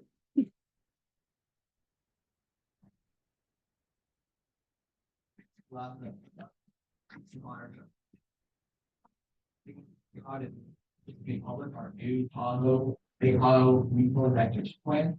It's for the public, when there's a speak, has a proposed new time period for it. It ends on November 20th. You guys have free time with a very large document to review it and then give public comment. You can find it on our Facebook, county website, and the LRO County website. Then you can email your comments to emergency@pdso.org. You go on our Facebook, you'll describe where it's sent us to. It was a large effort because there's a lot of cooperative effort involved, because between fire departments, the law enforcement departments, the OESs for not only one state but 2 states, 500 counties. The document is very large. But if you have free time, pull it up and give it a read. We also are working on a website version of a public evacuation plan. We're in draft vote on it right now. I don't know when that's going to be made public, but maybe a future. So far for our LGP, on that is we completed our LGP. It went from CalES, so the FEMA, they're approved all of those buttons. We're just waiting for the electric providers to adopt it on October 4th. There's going to be some taking towards us. We also have a new employee in our office. You want to read the stuff? Hi, thank you. Awesome, thank you. Does anyone have any questions? Yes.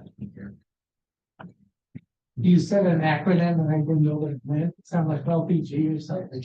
Oh, the LHMP. So the LHMP is a local hazard mitigation plan. Pretty much puts all of our biggest risks on our county into one document, and it goes to FEMA. So when we get grants for mitigation efforts, we can get some funding for that because we have a mitigation plan of how we're going to mitigate some of those hazards. Can you remind me, is there an evacuation plan like that, on the books already coming for this part, the Westville? So Westville, we're working on it right now, it's in draft mode right now. It may come in the future, I just don't have an exact date or make that public.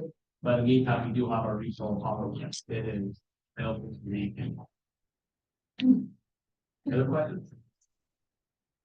Thank you. Great, thank you very much. Thank you very much, Scott. And it looks like Board of Realtors, any representative here? Correct. Oh, yeah. Recreation. No. Board of Realtors. So we're moving on to program reports, grants, Tamara. Update.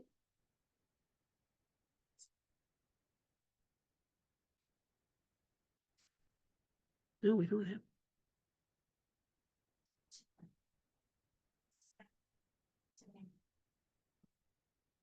You know, the regular meeting, answer your question to get more information.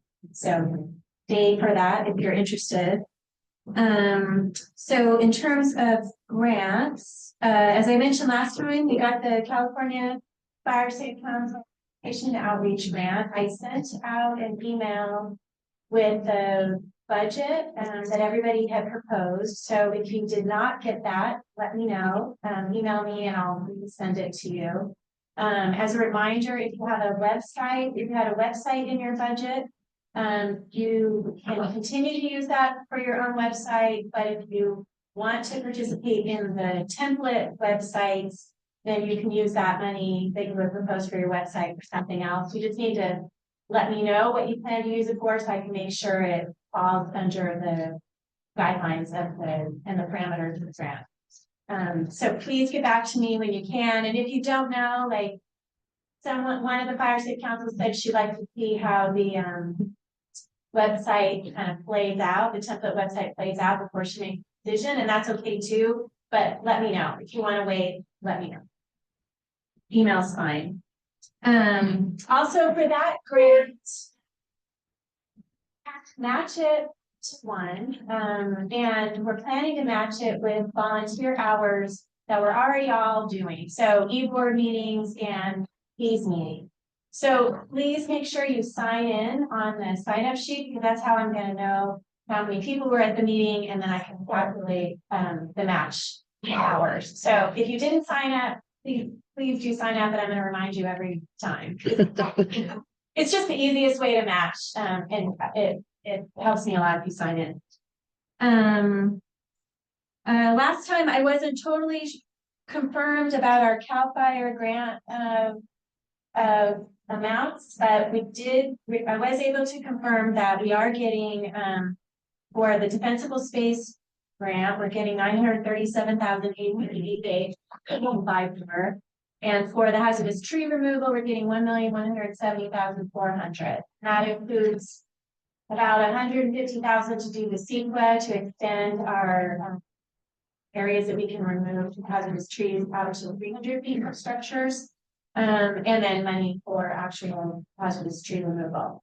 Those grants most likely won't start until November. I don't even have the paperwork yet to process it. So I think the grant period was supposed to start around November 1st. I know Patrick's money. I don't have much more information than you, but we do know they've been awarded. We haven't been, I haven't seen the actual paperwork come across for signatures. Yeah, I know. Which is I haven't.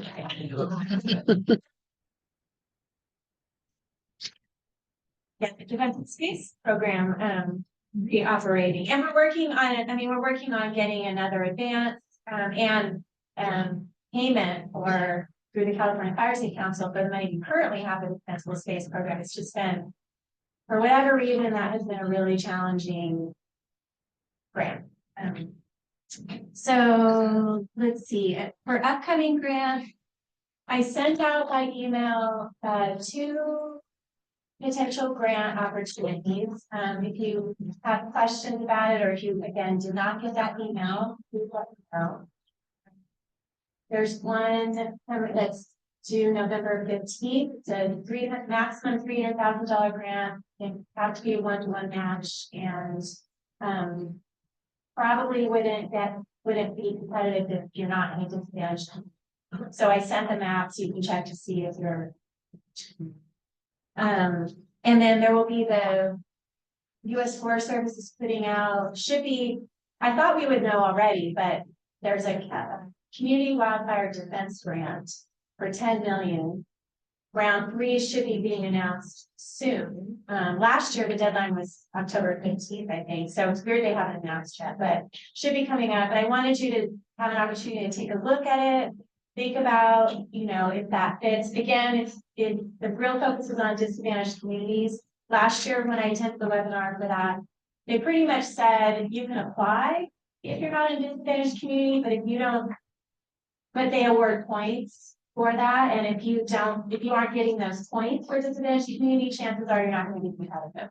So again, look at the map and see if you fall in. And you can be adjacent. So the whole project doesn't need to be in a disadvantaged community, but it does kind of need to be connected. What else do I have? And then I don't know, Patrick, if you have any idea when the next CAL FIRE round will be, but last year, just as a reminder, last year was in January, so. No, we haven't been told when the next round's going. Okay, but thinking about, it could be in January.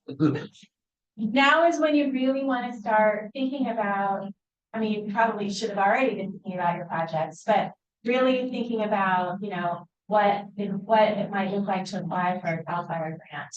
I'd like to have a grants meeting sometime end of October, grants committee meeting sometime end of October, early November, to really look at potential projects that are out there that you're thinking about. Now, we've been kind of in a holding pattern based on the, you know, CWPP development.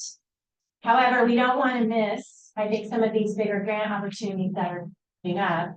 CWPP won't be fully done and signed off until April, but by November, we should have a pretty good idea of what projects are going to be in need. So if, assuming your projects, you know, you're making sure that your projects are in the CWPP, start thinking about what you might want to apply for. Contact me and let's talk it through. There may be ways to kind of work with other surrounding projects to kind of put together a bigger project. We want to really start thinking about the strategy about how we're going to apply. So whatever you're thinking about, contact me, call or email. There's been emphasis most recently the last couple of meetings of Chris Payne, Patterson Ranch Fire Safety Council, about the individual grant application maybe being a part of our history. That it's more of the collective bringing of multiple fire safety councils together for larger amounts of money. I think the strategizing that we're doing and the planning leads to an answer to the question of where are we in our evolution? And maybe if you could, CAL FIRE, explain how you see it in a perspective of how the individual fire safety councils can participate. And maybe Tamara, you could comment. Thank you. Well, with the exception of Auburn Lake Trails, all the individual fire safety councils applications are first vetted by the El Dorado Fire Safety Council. So we look at what's presented to us when the applications come around. So essentially, as far as you are concerned, there has been no change. You would do exactly the same thing that you've always done. It took me 5 years to get my grant for Patterson Ranch Fire Safety Council, $500,000. 5 years of trying and trying to make it happen, to have that perfect application. I think Tamara's comment about being possibly late has to do with the fact that your aspirations can't be monthly on a month-to-month basis. It's got to be on a more maybe a year-to-year basis and keep working on it because anything is possible. I know that for a fact. Yes, I would agree with that. We may submit an application, it may not, be awarded, for a number of factors, limitations in the amount of money available. Maybe, they're asking for a really high amount and, you know, given everything else that's been applied for, it doesn't make the amount that we have available to award. So yeah, keep trying, keep working with us, ask for feedback. And you know, we're happy to keep working with.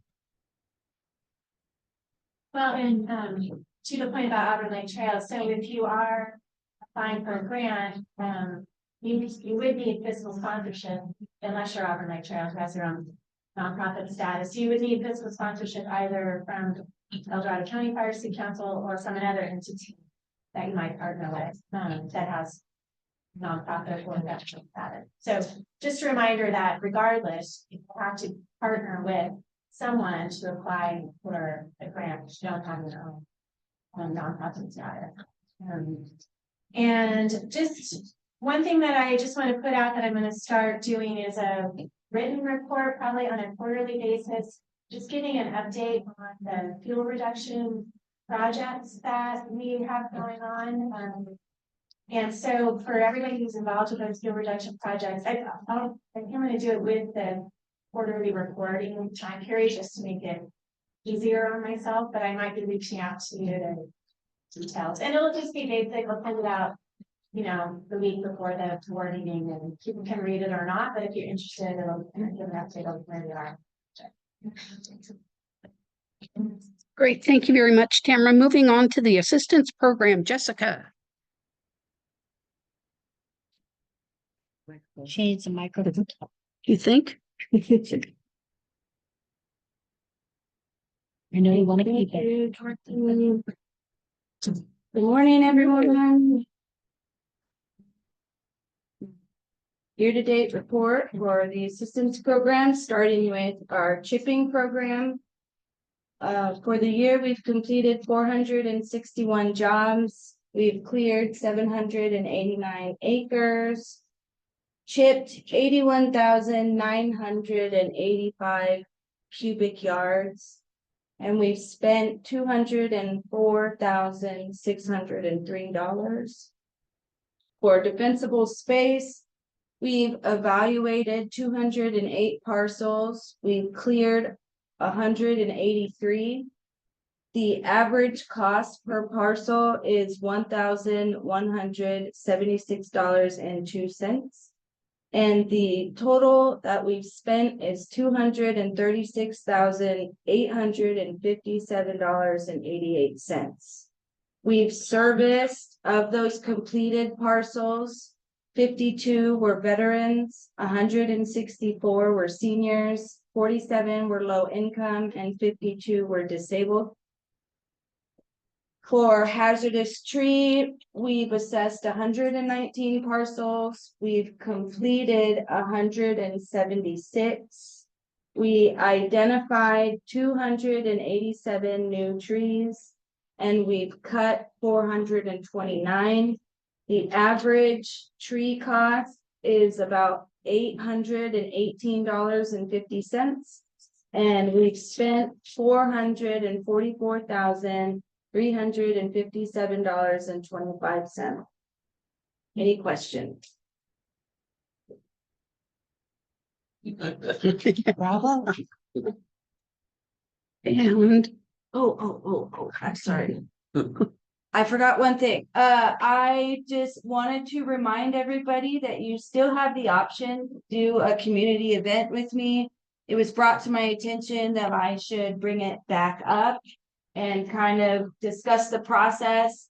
How it works is if you're interested in having your community chipped it all at once, essentially, I would assign a contractor to prioritize your community before everybody else. We would pick a date, and always starting on a Monday, that week would be reserved for your community only. every resident still has to submit an application, but if you talk to me, I can ensure that all applications were submitted. And this would also help your Firewise reports, which I know that's coming up. I can generate all your guys' Firewise reports for all 3 programs. Just usually I need a couple days to do it. But I just wanted to put that back on there. Okay. For those of you that can't get the information that she said, I saw on our minutes from each month is the whole capture of all of the statistics. Yes. So look at the last month's and then ask her, or look at next month's. Okay, thank you. And moving over to Hugh for training committee. Just a couple of quick things from me, and then I'm gonna turn this over to Elizabeth, who can follow up. But the training committee, just so you do know, we do plan, or I do plan to try to have a training class for defensible space. Probably it will be in April.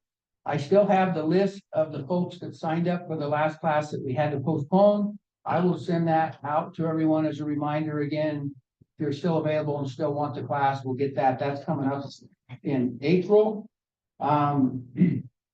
Also, I want to let everybody know that we did had these printed. These are the new assessment guides from CAL FIRE. They were just finished out about a week or 2 ago. Actually, all the changes that were made, the final changes were made essentially while I was on the phone with John Morgan. So it's up to date. We have them for those folks who have taken the training and want one. They're in our office, and we'll get those to you. And I'm working with CAL FIRE right now as far as updates, rather than waiting a year and having to print out and pay the cost of printing an entire document. I'm hoping CAL FIRE, and we're looking at the possibility of when they make changes, like once or twice a year, they'll put a packet together, email it to us of just those pages that have changes. We'll get that out to everybody, and you can get them and you can make changes that way. Save us a lot of money. Won't have to print the full document every time. And now what I want to do, I want to turn this over to Elizabeth to let everybody know what's going on with the what I call a training advisory group that Elizabeth is heading up. If you recall, those of you that took the training class and sent out a survey a while ago, you all came back with the results of that survey saying things you wanted to see. And we've been working on that, and Elizabeth is heading that group up. So Elizabeth, if you're ready, I'll turn it back over to you. Yes, thank you, Hugh. Yeah, so for all the trained assessors, there's been a lot going on in the background. We were almost ready to roll things out, and we're hoping to get you some more information soon. So a slight complication, but a good complication. As Tom mentioned, OWOPR put this lovely flyer in our tax. It went out with all the tax bills that are hitting everybody's mailboxes right now. And as part of that flyer was a mention of our Defensible Space program, and to contact Carrie at the main office, either her phone number or the email address.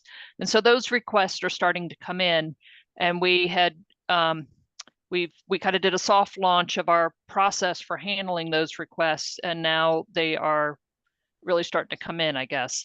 And we're ironing out the wrinkles as we run into them. But I'm hoping all the assessors have gotten at least a couple emails from me lately. If you have not, please email me or call me so that to see if I have your email wrong or something's not getting out there to you. But so our process for handling these outside requests for assessments are going through Carrie. So I want everyone needs to check their email address on a regular basis. Carrie's going to email folks as she gets requests for assessments. Say it's in the Sandridge Fire Safe Council, she would reach out to me or Denise. We're the 2 assessors on the list for Sandridge. Many requests are coming in from areas that do not have fire safe councils. And those requests will go to the smaller cadre of people that indicated they would be willing to work outside of their fire safe council area. So our goal here is to have an efficient and kind of rapid turnaround. So when these people request something, they're not hanging out there for weeks and weeks and weeks with no response to their request.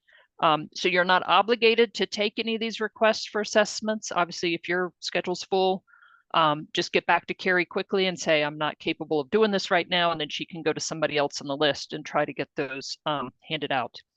I've gotten a lot of comments that people want to see the new form that we're working on, and it is drafted. We're working on getting the final formatting put together.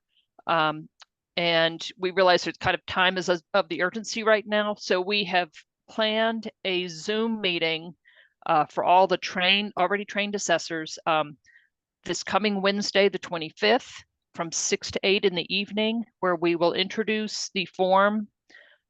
It's kind of a new standardized form we've been working on. It has all the information about the new requirements from the county vegetation ordinance. We will go over those.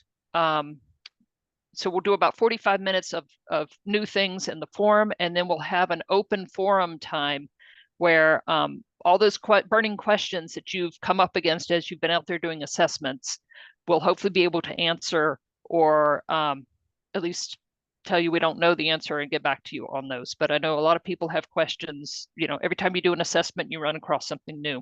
So we want you to feel like you're fully supported as the volume of requests are coming in here. Other things that we will have for you will go over at this Zoom meeting.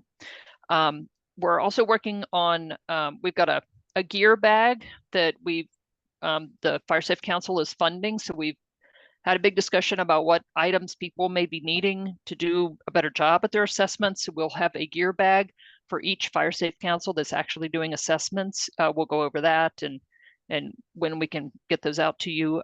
We're also working on ID badges. And these may not have been as important if you're working within your own Fire Safe Council, but as we do more and more work around the communities, having ID badges that accurately identify a person as somebody who's had the training might be useful. We're working on those. Ken McKinstry, can you wave your hand or stand up there at the meeting? He is putting those together. We asked, there was an email that went out a while ago for you to send in your mugshot so we could put that on the badge. We've only gotten 9 or 10 of those. If you are there today and would like Ken to take your picture for your ID badge, he can help you with that after the end of the meeting. Otherwise, please email myself your headshot so we can make your ID badge and get those out to you soon.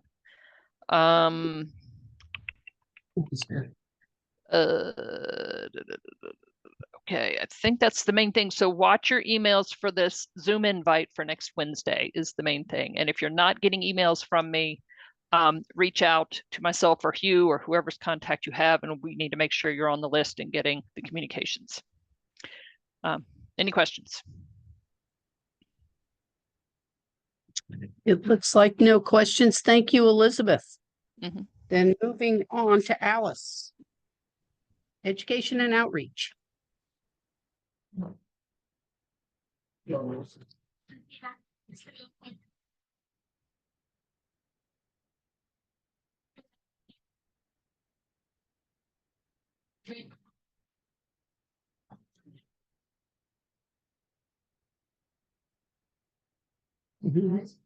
And also there was the veteran stand down last Saturday.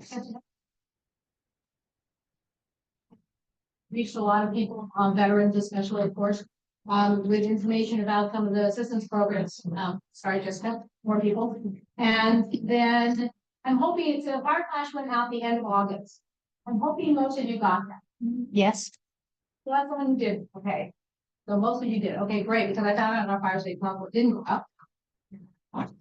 And then, we had gotten a request from Toronto who was looking into doing various, how to do their group, their e-blast.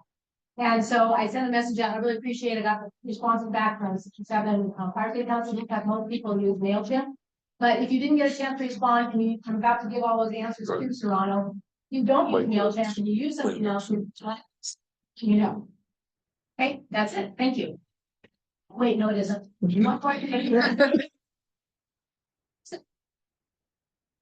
Just have Mike's absolutely introduced her.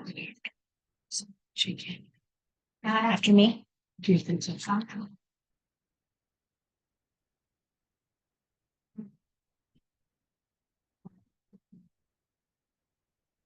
Thank you. Great, thank you. We're going to go on to governance and new council formation, Angel. And then after this, then we'll bounce back to Mike Webb for PG&E update.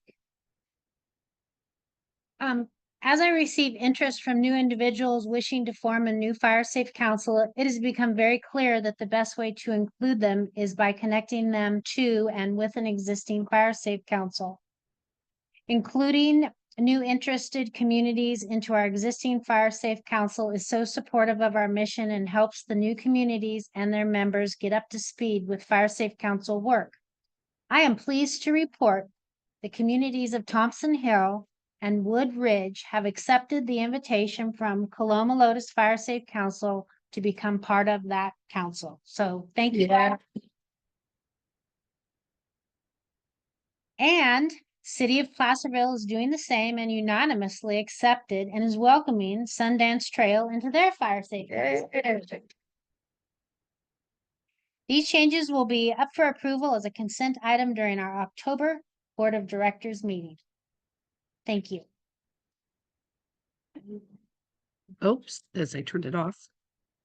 Passing it back to Mike. You have somebody here.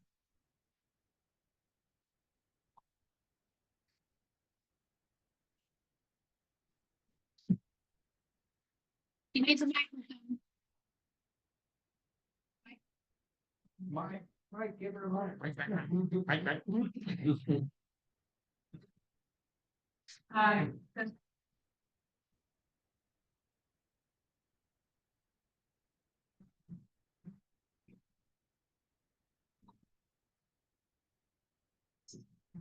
Connect those dots together. And the first place I kind of went to was CWGPs. So I've been working in the future. Yeah. Christmas has helped me with big upgrades that line together. Prior to this role, I was on pension. Council member. Local governments and welfare, new welfare background. So looking forward to interacting with you all and hoping that we can better align the work for them. Thank you. Well, welcome. Thank you so much for your support with this, and we look forward to future information coming and in projects. So we are moving on to community reports at this point. Any fires? Yes, please. And you want to go ahead and announce yourself so that we've got it on the video.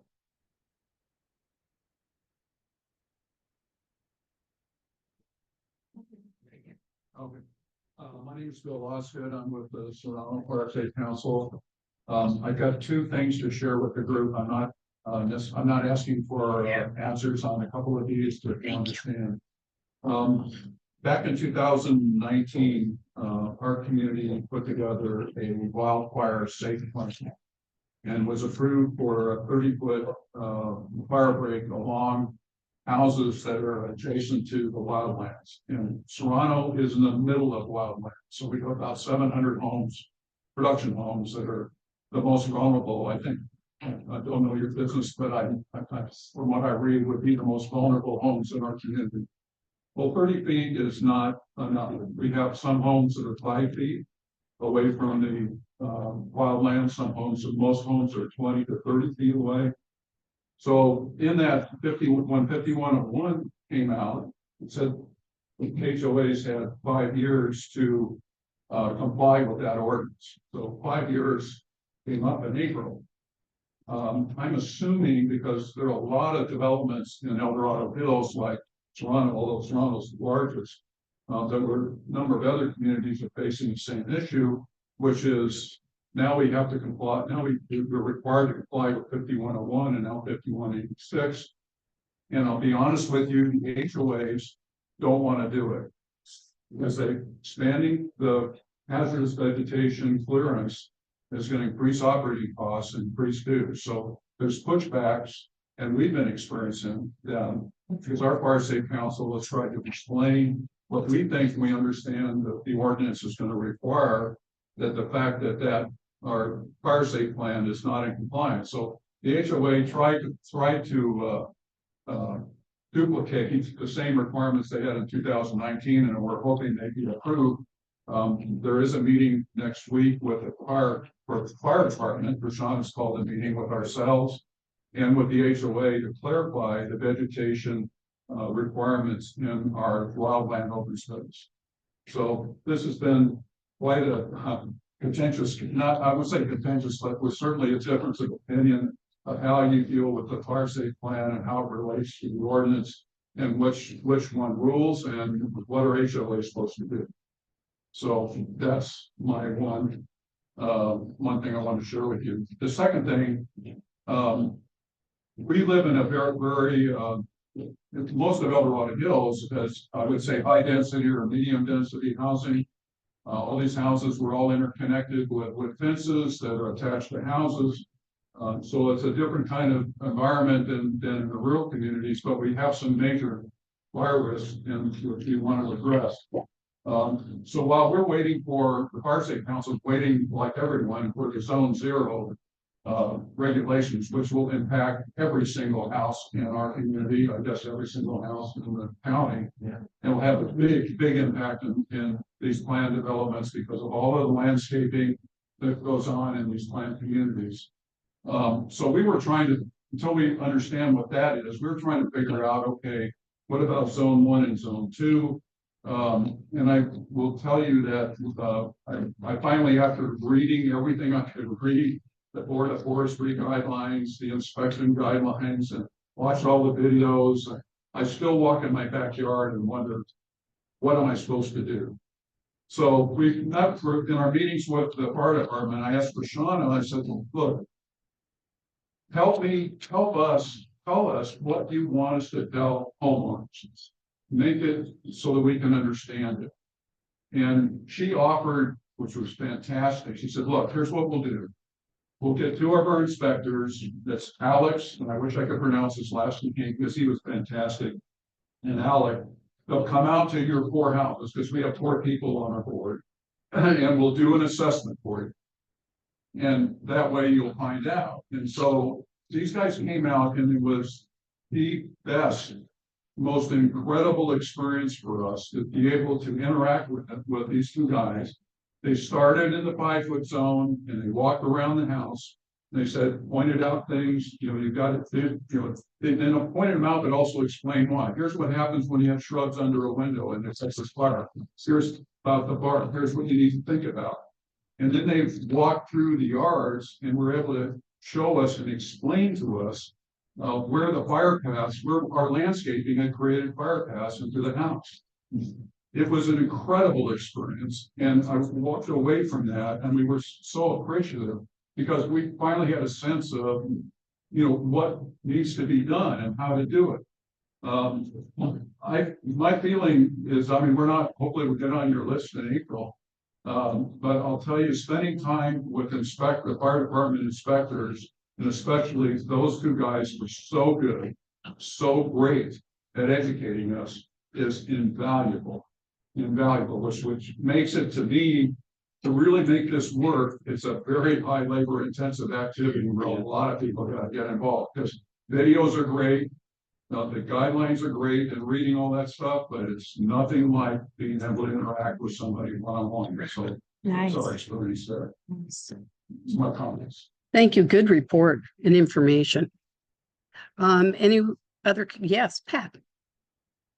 On a happier note, the Logtown Fire Safe Council's annual hot dog social is on October 12th. We have a good community meeting. We had a lot of people show up, do a little potluck. There's educational materials. And we have, live auction and no raffles. We have the skills contest. And so there's a lot of prizes, so some good donations from the community, including 6 hours of landscaping with 4 laborers. Should be a good thing for people to bid on. We have ski passes from Sierra Tahoe. You did yourself. We have a 2-night stay at Harvey's in Tahoe, along with $100 dinner credit. So, and most importantly, $100 gift certificate for Reds. So it's going to be a good event. We've been doing it for almost 20 years now. It's our one and only fundraiser, and so we're looking forward to it. If you're in the neighborhood, drop by and get a hot dog and whatever's in the hot dog. Thank you. Great, thank you, Pat. And Sherry's been waiting online very patiently. So Sherry Hawk. I'm always willing to wait. Dorothy, thank you so much. This is Sherry Hawk with Goldridge Forest Fire Safe Council. We are holding a CWPP community meeting at Goldridge Forest Clubhouse at 4101 Opal Trail on September 26th at 6:30. We're going to be doing the presentation and trying to get people involved in what their concerns are. We've been sending out emails, Facebooks, trying to get the survey out. And we are including Pollock Pines and Slide Park Hills since they do not have fire safe councils. So trying to get the word out. So if you know anybody interested, I'd love to be able to send an email out to the groups, and you could always pass on if that is an okay thing to do. And that's all I have for now. It's just a pre-meeting to our October 5th meeting that'll be here in the community by Whopper themselves.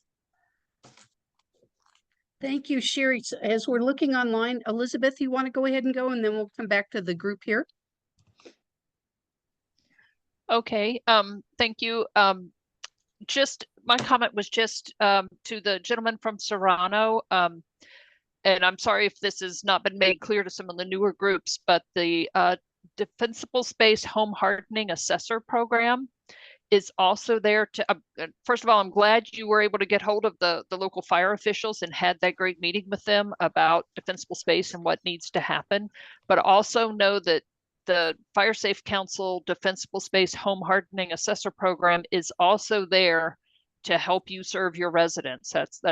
We're a cadre of 70 some folks that have gone through the trainings, and we have the time to come out and talk to either small groups or individual homeowners about exactly these same things. So there's a lot of resource out there for you if more homeowners want that individualized attention, that we're here. So please reach out to me or Hugh, and we will connect you with what we have to offer.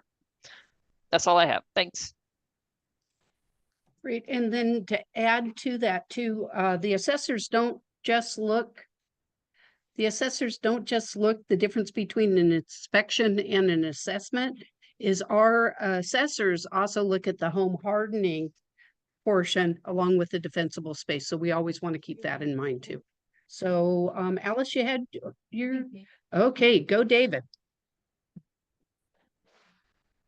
Hey, you just had a 5-minute smile report. Anyway, I want to urge all the Firewise communities to submit their renewals in October. Yeah. My understanding is it's not until the first week of November that CAL FIRE is going to review all of our mistakes in our applications. And that will give us just 1 week, the second week of November, to correct everything. So we meet the hard November 15th deadline. I suggest everyone make sure they get this stuff in before November. Thank you. Alice. So Alice Camelo with Oak Hill Area Fire Safe Council. So we had our workshop last night with mostly with all of our volunteers, because we know that absolutely everybody.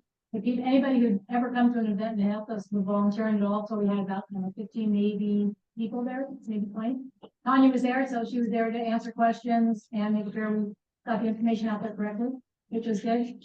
But, the reason I bring it up is, I think one thing we did was, we talked a little bit about fuel breaks, but actually with us, most of the fuel breaks that we came up with in our last, CWPP thing 5 years ago have now been implemented or are in the process of being implemented with the South County project.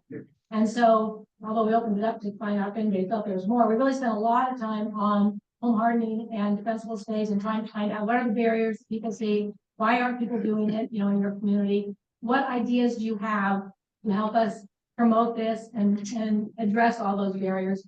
And so we were able, I think it's good if other fire safety councils are able to do that too. Just remember to focus on that stuff too with your, if you have workshops, and we'll be able to bring that forward to the contractors. That's a good stuff. Yes.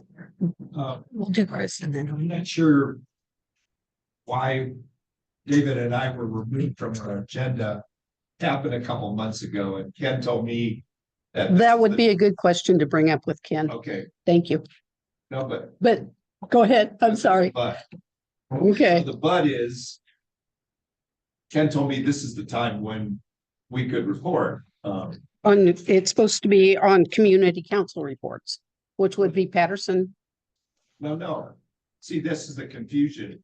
David and I have committee responsibilities. I understand that, It's Chris, it's a really good question that you're bringing up. No, But since it's not that a was, I'm ready to give my report, and I wanted everybody to know the context of what my report is. okay, It's called biomass cogeneration. I understand. Okay. Now, my contact is Greg Stanton with the county. He's under contract.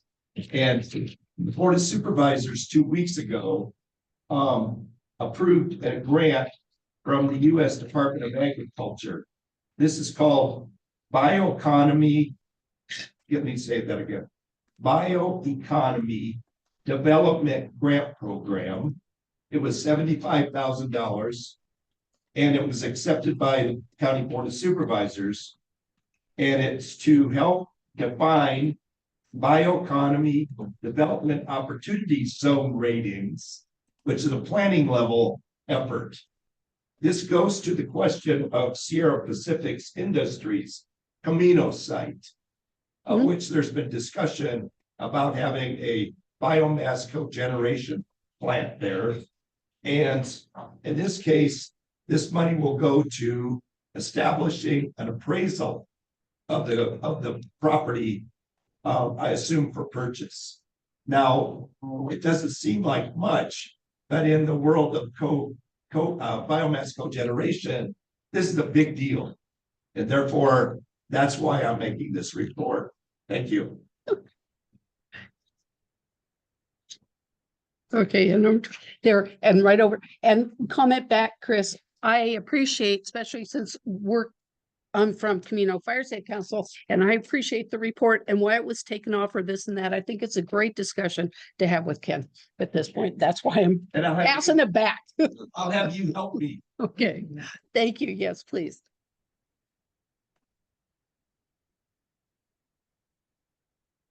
Yeah, I'm my colleague of Automatic Trails, and last year we received a grant from CAL FIRE for a new chipper for the complementary chipping program we have in our community. And on Saturday, we're gonna have a dedication ceremony. We see the new chip. Thank you. Ooh, congratulations, Lester.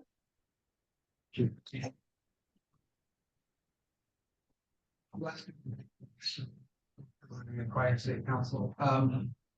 Want to mention two things. One was through the RCD, we just recently signed a contract under the South County Fuel Reduction Project. The contractor is starting out in the Omaha Road area. It's doing the roadside fuel reduction, and the plan, as I understand, in December or so would be to start on the shaded fuel break, starting at the lower elevations, Dining Springs, the Oak Hill area, and then working eastward. So that project's going. And the other, just to, so that folks are aware, the California Fire, which is the California Wildfire Resiliency Task Force, is having a workshop up at South Lake Tahoe. It's also online and includes field trips So folks can look for that info, through the California Wildfire Task Force. Great, thank you, Lester. Are there any other councils to be able to? Yes, you. Yeah, Hugh Council, Texas Hill. I just want to throw out, last Saturday, Texas Hill had our 45 people show up. For us, that's a lot, because we're pretty small. But I just want to throw a kudos out to Tom from OWOPR, because I asked Tom to come and speak. And he said, well, how long? I said, hey, don't prepare anything, just go off the cuff. We don't need about 10 or 15 minutes. Tom was up there for almost an hour. No, not because, I mean, yes, he did a great job outlining what OWOPR is all about, what's going on with the space ordinance, talked about the CWPP, all those kind of, he fielded all of that. But then he stood there and fielded questions from these folks, and some of them were pretty pointed. And I want to say he did a wonderful job, and I just, in this group, I want to tell him personally, thank you very much for that. The other speaker that was there was Mark Egbert. Mark came, he had been that morning, he was over in Georgetown or Garden Valley at a meeting, and he left there, rushed over. He also spent almost half an hour, 45 minutes going over stuff. And I guess one of the points I want to make, and it wasn't planned this way, but Tom was speaking and he talked about, okay, here's all the requirements. Here's what's going on in the county. Here's the requirements in the ordinance. Here's all those kind of things that people need to think about and what's going on. And so as soon as he got done loading everybody up with that, Mark stepped up and said, now, let me tell you all the things that we're doing to help you with those problems. And it really wasn't planned that way, but I have to say it worked really great the way that it came through. And I had so many comments back, which is also unusual for us, from folks from our community saying how much they appreciated the information that they got. So just want to say thank you again to OWOPR and to RCD for that. Yes.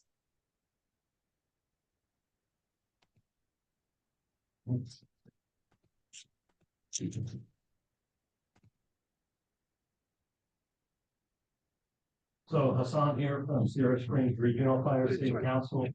I'm just going to give a little update on the periphery of activities that are going on. I attended the United Policyholders RAP meeting, and they had a representative from an organization in Paradigm. And they had an interesting way to assist homeowners and rebuilders in Paradise. And I hadn't heard about it being discussed here, but I just want to make a suggestion. One of the things they did in assisting homeowners was helping them pay for completely gravel for the 0 to 5 space around their houses. And they've been very successful, and they have sought out private donations for them to do that. But I think because we have such a successful grant seeking program here, maybe that could be incorporated into the way we help the various homeowners who need assistance. And secondly, I zoomed into state insurance offices meeting yesterday. And just to point out, because it affects us all, there were plenty of industry representatives and also plenty of citizen advocacy groups. And I hope that I can emphasize that it's also important not only to reach down into our communities and individual property holders, but it's also important for us to advocate up. Because one of the things the insurance industry representatives were pushing back on is that the state office of insurance is now partnering with Cal Poly Humboldt. I don't know if any of you heard about what the insurance companies want to do. They want to use this catastrophe modeling. Yes. to set our rates.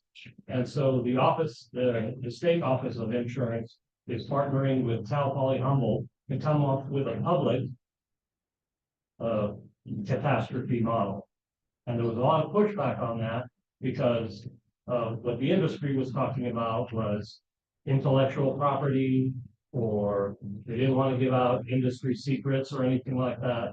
So again, what I want to make sure that we as a group of active citizens is that we advocate also up for one of the things that a lot of people were talking about is so far as they know, although it's not set in stone, a lot of the insurance companies are not planning on using things like defensible space, home hardening, or as El Dorado County is now a higher risk reduction community.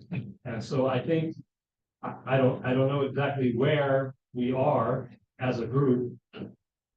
We need to make sure that we advocate all that is included as an organization, also upward. That's all I have to say.